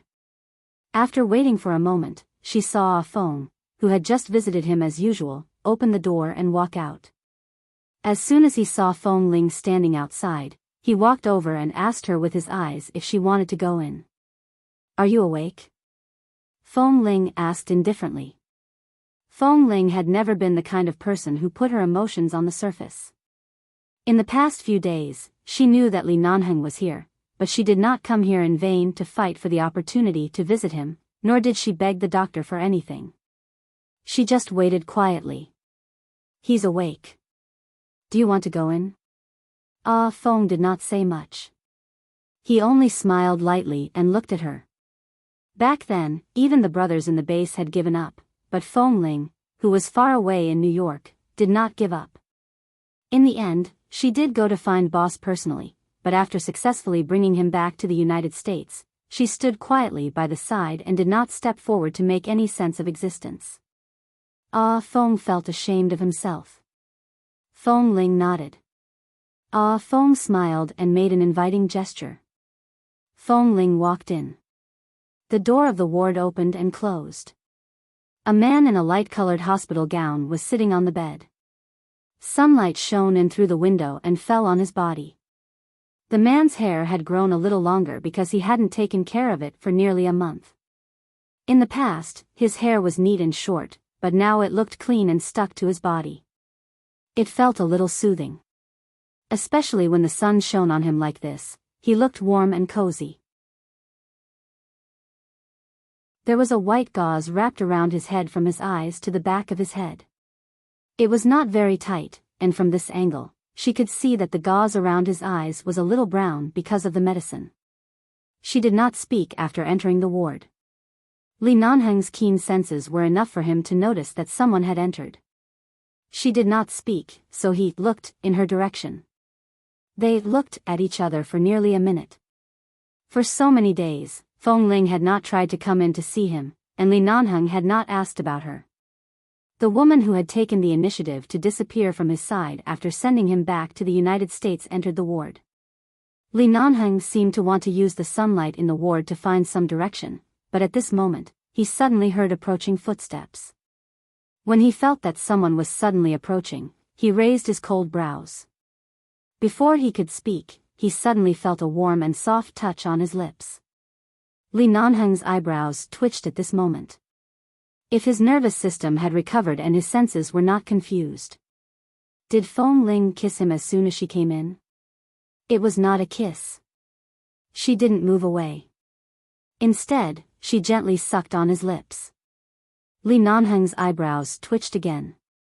He subconsciously wanted to retreat, but the woman in front of him grabbed his collar and forced him to retreat. She deepened the kiss.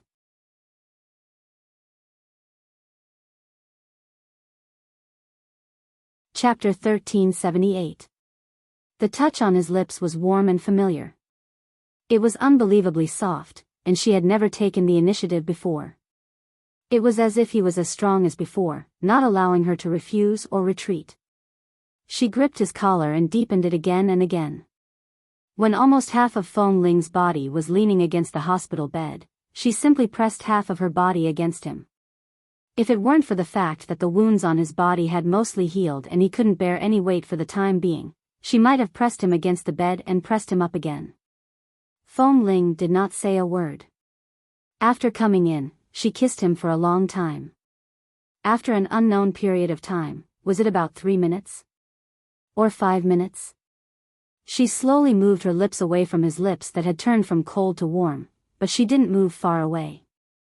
Her hand was still holding his neckline, and she looked down at Li Nanheng, who was sitting motionless on the bed with his eyes blindfolded. At this moment it was clear that his facial expression hadn't completely recovered. After looking at him for a long time, Feng Ling slowly moved her lips.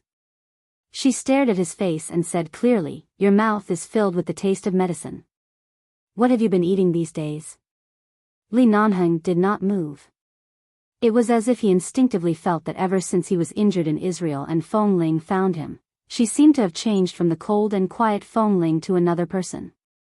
She was proactive and determined, making him a little uncomfortable. Even though he couldn't see it with his eyes blindfolded, he could feel that she had been staring at him from a close distance. The man suddenly felt a little uncomfortable.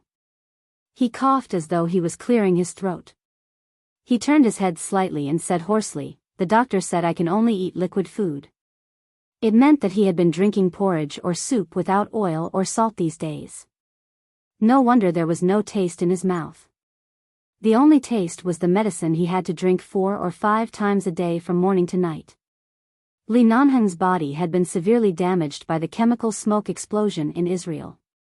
Putting aside when his eyes would recover, it would take at least a year and a half for his body to completely return to its previous state. Thankfully, Li Nanheng had a strong physique since he was young. Under such a fatal danger, he was able to survive. After being brought back to the United States, he had been treated for so many days, washed his lungs and cleared his blood. There were also many emergency measures that non-professional medical personnel could not name. Of course, many people said that money could indeed do whatever you wanted. This was clearly reflected in the matter of saving lives in the hospital. The more expensive the medicine, the more expensive the medicine. Whether it was the base or the Li family, they were all thinking of ways to send money over. As long as they could save Li Nanheng healthy, they could even move a mountain of gold to the hospital. Li Nanheng, whose physical fitness had always been very strong, gave them a lot of face. After half a month of uninterrupted treatment, he could be transferred to a general ward more than 10 days earlier than the doctor had expected.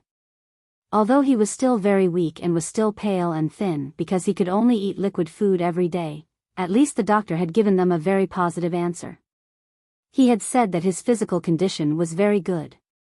As long as he recuperated for a year and a half and regular systematic rehabilitation, he would definitely be able to return to his previous state after a complete recovery.